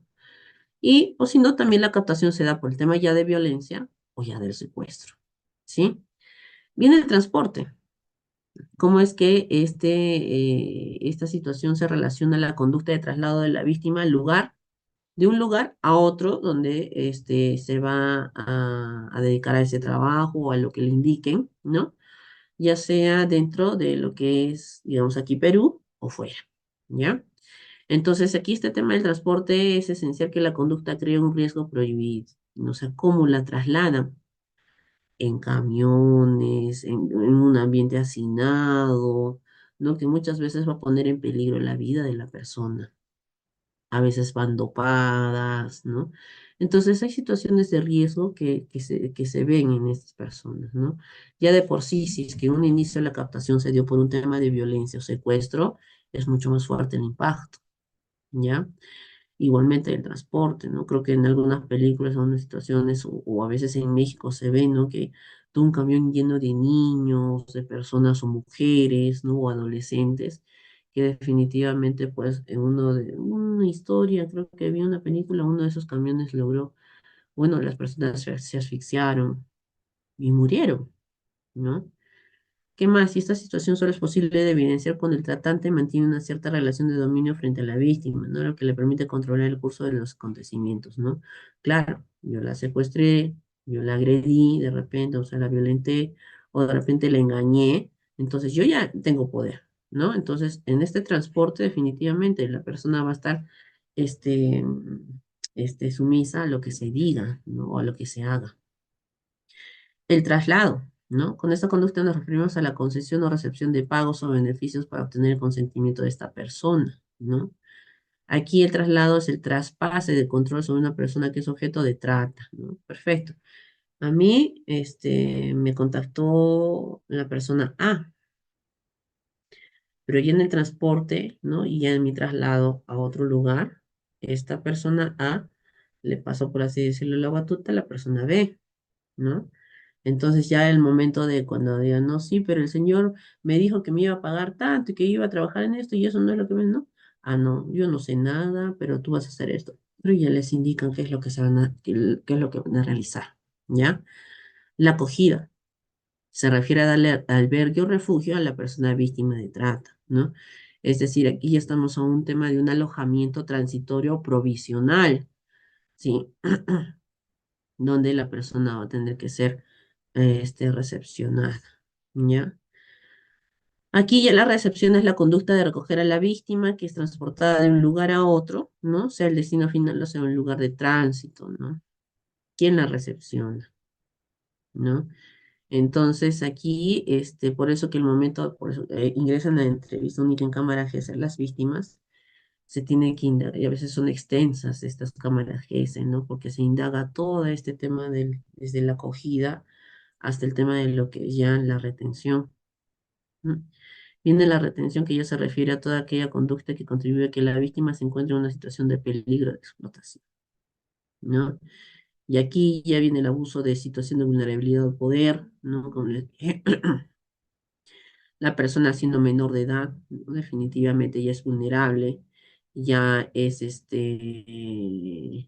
víctima de poder, de que esta persona, ¿no? Ejerza poder sobre ella, ¿no? Entonces, por eso es que ya definitivamente se logra, ¿no? O se llega a ese cometido, ¿no? El fraude, el engaño, que ya viene a ser la simulación de la realidad, ¿no? donde existe ese consentimiento, ¿no? De la menor, ¿no? O de la persona que está siendo tratada, en el sentido de que se le mencione, ¿no? Algún incentivo, algún pago, ¿no? Y ahí se ve el fraude o el engaño cuando la persona ya al llegar al momento en el que es recepcionada definitivamente no corrobora lo que le habían prometido, ¿ya? La amenaza, ¿no? Que es esa conducta de la cual pues se ve sometida la persona, ¿no? La que está siendo tratada. La explotación de la prostitución, ¿no? Ya es cuando ya se presta estos servicios sexuales que son remunerados, ¿no? Y esto se da dentro de un contexto como unos nightclubs, o unas situaciones donde se ofrecen estos servicios sexuales, ¿no? Y muchas veces, si son remunerados, no son a lo que les prometieron, y en otros casos ni siquiera son remunerados, ¿no? Entonces, aquí definitivamente ya la persona viene a experimentar situaciones muy, muy, muy, muy fuera de lo que es la aceptación, ¿no? De un ser humano en trabajo, ¿no? O sea, ya están totalmente en riesgo, ¿no? Como vimos en el tema de las enfermedades que puedan contraer, en el tema también de la afectación psicológica que puedan estar presentando, ¿no? Ahora viene también el tema de la explotación laboral, ¿no? Los trabajos o servicios forzados, ¿no? Entonces, esto ya que va por encima de lo que puede aceptar una persona como trabajo, ¿no? Entonces, dentro de ello igualmente existe violencia, amenaza, fraude, engaño, ¿no?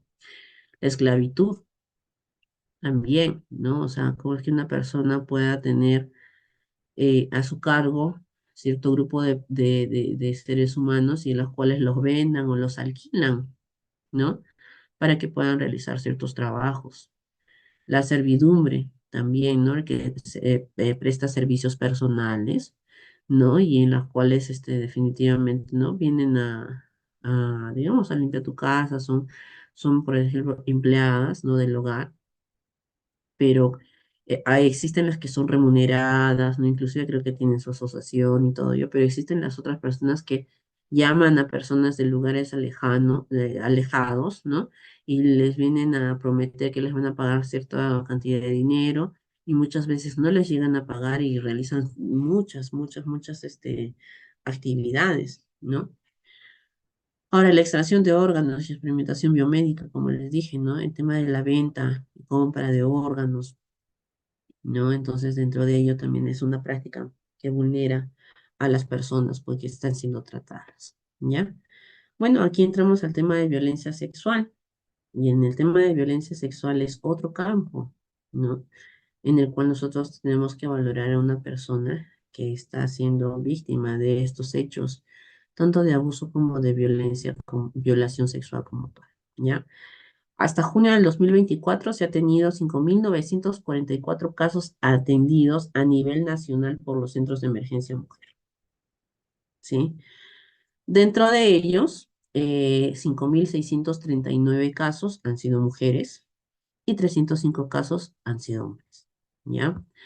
Los cuales en el rango de edades, el mayor rango está de 0 a 17 años, de los cuales 3.569 casos han sido en esta edad, o sea, niños y adolescentes. 2.017 casos han sido en edades de 18 a 59, o sea, personas adultas, mujeres adultas, y 53 casos en personas adultas mayores de 60 años a más, ¿ya? En el caso de hombres, el porcentaje mayor de casos se ha dado de 0 a 17 años, con 260 casos. De 18 a 59 años hay 43 casos y personas adultas mayores de 60 años están en 2 casos, ¿no? Dentro de ello, 291 casos son de personas con algún tipo de discapacidad. 11 casos son casos de personas LGTBI y 85 casos son personas con nacionalidad extranjera, ¿ya? Entonces, igualmente vemos que el porcentaje aquí en temas de violencia sexual se da de 0 a 17 años y de ahí de 18 a 59 años. Entonces, estaríamos viendo víctimas menores de edad y víctimas mayores de edad. Entonces, aquí las consecuencias de la victimización, uno, va a depender del tipo, ¿no? De abuso sexual que se ha dado, o sea, en cuanto a lo que es, si fue por parte de una persona conocida, si fue menor o adulta la persona, víctima, ¿no?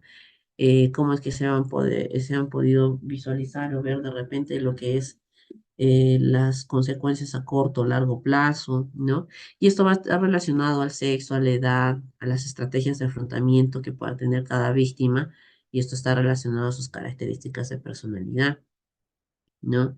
Entonces, en cuanto a la edad, nos indica aquí que mientras que en los niños de edad preescolar, o sea, 3, 4, 5 años, es más frecuente la negación de lo ocurrido por no contar los recursos psicológicos adecuados en cuanto a su lenguaje, en cuanto a su memoria y todo ello.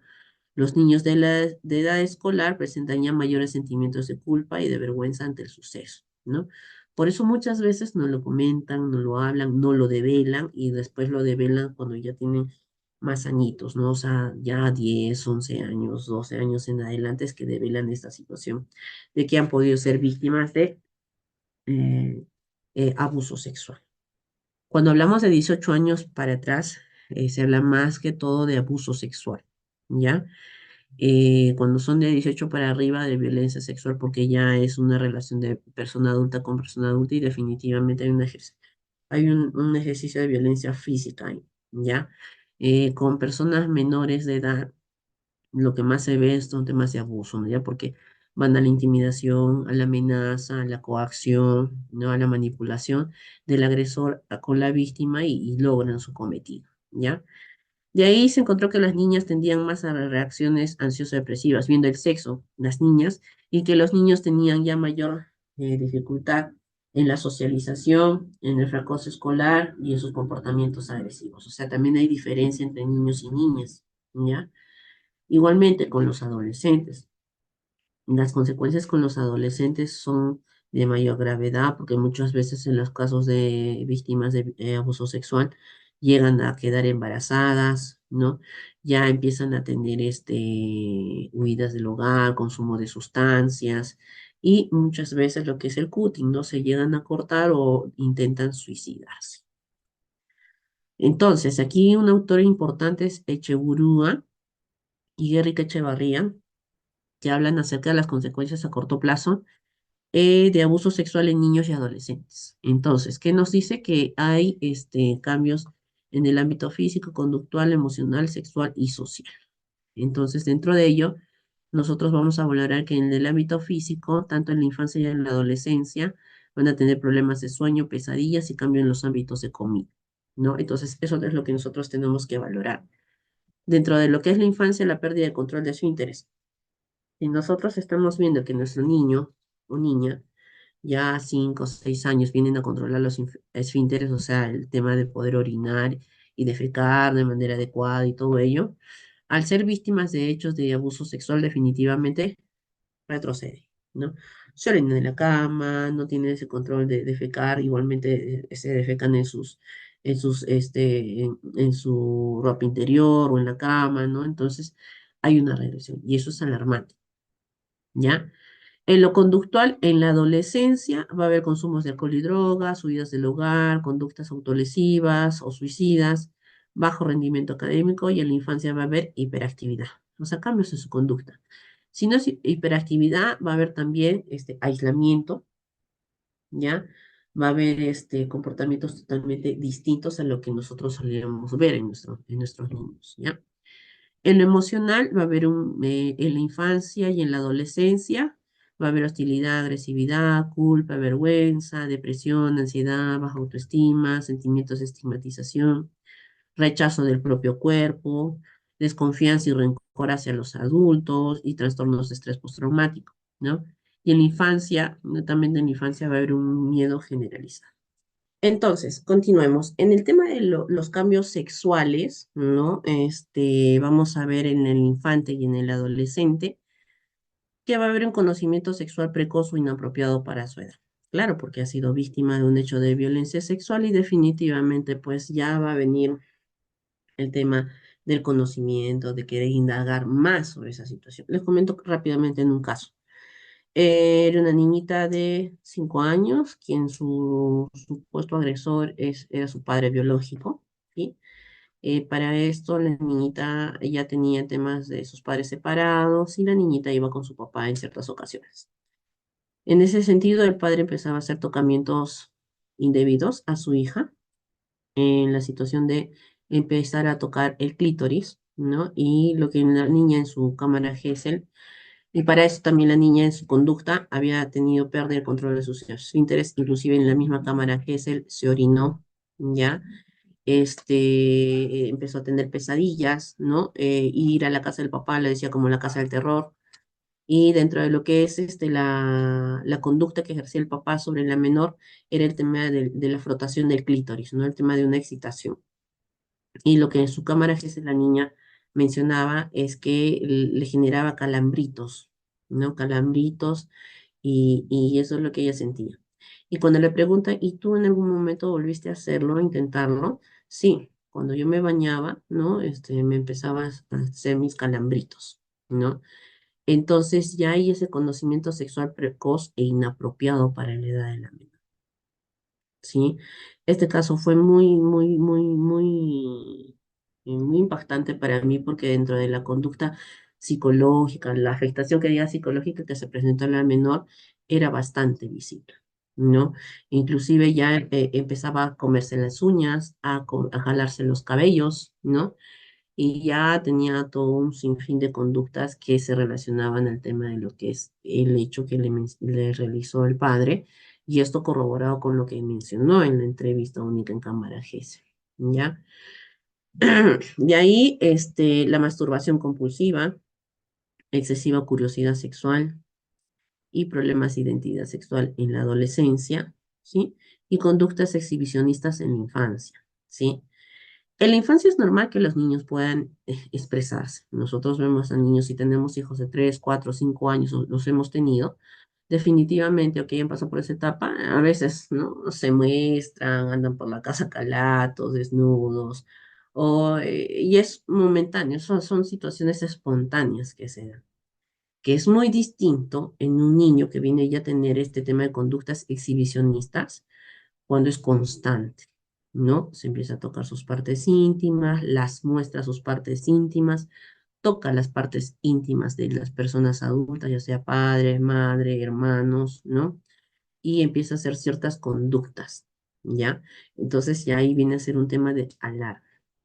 En el tema social, en la infancia y adolescencia hay un retraimiento social. En la infancia, déficit en sus habilidades sociales porque está en pleno desarrollo.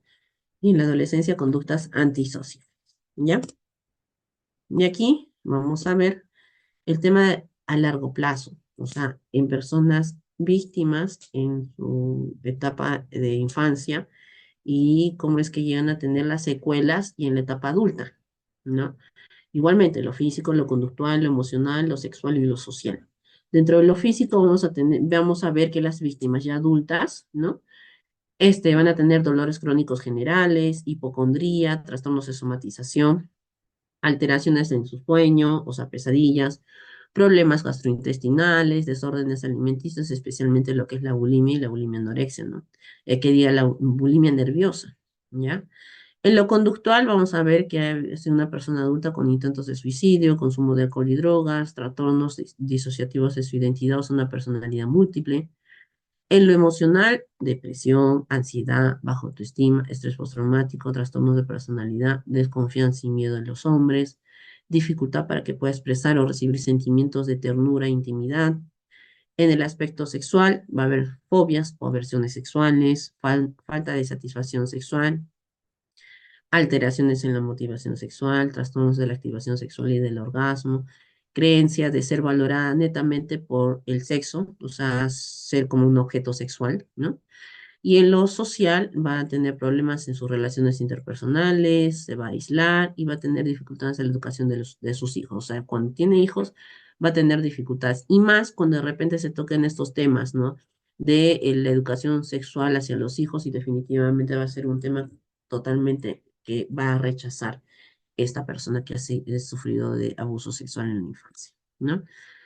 Los factores moduladores del impacto emocional de un abuso sexual están muy relacionados a que va a influir bastante en cuanto al perfil individual de la víctima, su estabilidad psicológica, la edad, el sexo, el contexto familiar, ¿no? Porque muchas veces los agresores sexuales son dentro o están dentro de la familia.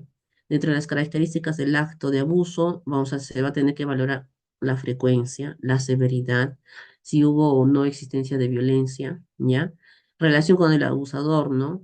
No importa mucho el parentesco, sino el nivel de intimidad emocional. ¿En qué sentido, no? O sea, el afecto, ese lazo afectivo que haya existido entre la persona, no sea familiar o no, es lo que valora bastante el tema del impacto de este hecho de abuso sexual, ¿no? Y las consecuencias asociadas al descubrimiento del abuso. Una de las situaciones que agrava la situación de la víctima es que no hay apoyo por parte de la familia, específicamente de la madre, ¿no? Y sucede muchas veces que dicen, ¿estás segura? ¿No te estás equivocando? O simplemente no le creen. Y eso agrava toda esta situación, ¿sí? Las mujeres y el crimen, y con esto culminamos. Como les dije hace un momento, hemos estado viendo acerca de lo que es la víctima, ¿no? Pero dentro de lo que es la criminología también existen mujeres que estén relacionadas al crimen, a ejercer o a cometer delitos, ¿sí? Y dentro de ello, si bien es cierto, es corto también el tema de lo que es el porcentaje de mujeres que llegan a ser o forman parte o están dentro de lo que es la criminalidad o cometen delitos, pues muchas veces este tema de mujeres relacionadas al crimen están relacionadas a que han vivido una situación de marginalidad económica y social. Sí, uno por la falta de oportunidades a la figura femenina dentro de la sociedad, ya sea por trabajos, por estudio y etc. ¿No? Entonces, dentro de ello, vamos a ver que hay tres tipos, ¿no? De grupos de mujeres que estén relacionadas al crimen, ¿no? Uno que son las que están relacionados a los delitos de estatus, ¿no? Donde netamente aquí se infringe esta relación o los parricidios o infanticidios, ¿no? Que son de la mayoría de mujeres que matan a sus hijos, ¿no? Recién nacidos, ¿no? O que no les brindan auxilio cuando los hijos o hijas estén en problemas, ¿no? O en riesgo, ¿no?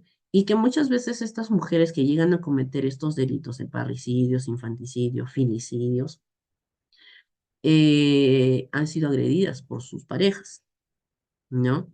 Y por eso, y ahí existe el síndrome de Medea, ¿no? Si lo buscan, lo googlean, es la explicación filosófica relacionada a la teoría antigua acerca de por qué las mujeres llegaban a asesinar y matar a sus hijos, ¿no? Y muchas veces también esto lo relacionamos a la teoría del síndrome de la mujer maltratada, también de Leonor Walker, ¿ya? Otro grupo también está el tema de lo que son las mujeres, ¿no? Que dan muerte a su compañero sentimental, o sea, a las parejas, al esposo o al conviviente, ¿no? Y por último, las mujeres en este tercer grupo, ¿no? Que las mujeres pobres que recurren al tráfico de drogas, ¿no? A pequeña escala, o sea, lo que son las llamadas mulas, ¿no? Las que trasladan, ¿no? Las sustancias o las drogas, ¿no? En este sentido. Entonces, es ahí donde entran las mujeres en la criminalidad. ¿Cuáles son los factores que hacen que las mujeres ingresen en este tema de la criminalidad? Las necesidades socioeconómicas, por el tema de la desigualdad, ¿sí? Por el tema de la pobreza, ¿no? Por el tema de la falta de oportunidades, ¿no? Y en esa desigualdad lo que les mencionaba es que muchas veces existen las familias monoparentales, las madres quedan solas con sus hijos, ¿no? Entonces, por eso está viendo las necesidades socioeconómicas. ¿Qué hace esta madre, no? Y muchas veces entra, ¿no? Este tema de la criminalidad. En un estudio, ¿no? Dentro de lo que es mujeres encarceladas, muchas veces el porcentaje ya son madres, ¿no? Y muchas veces son cabezas de familia, ¿ya? Entonces, esta situación es alarmante y es lo que se valora, pues, en los establecimientos penitenciarios de mujeres, ¿no? Entonces, esto se da en sociedades en las cuales están caracterizadas por la pobreza, la desigualdad, la falta de oportunidades, como les dije, ¿no? Y esto por un tema de que no hay esas oportunidades, definitivamente van a asociar al tema de la ilegalidad, ¿no? De participar en la ilegalidad. Los lazos familiares vienen a ser uno de los factores de riesgo también en las mujeres que están relacionadas a la criminalidad. Porque de repente los padres ya han tenido un historial delictivo, ¿no? Los esposos de repente también han tenido un historial delictivo y jalan, ¿no?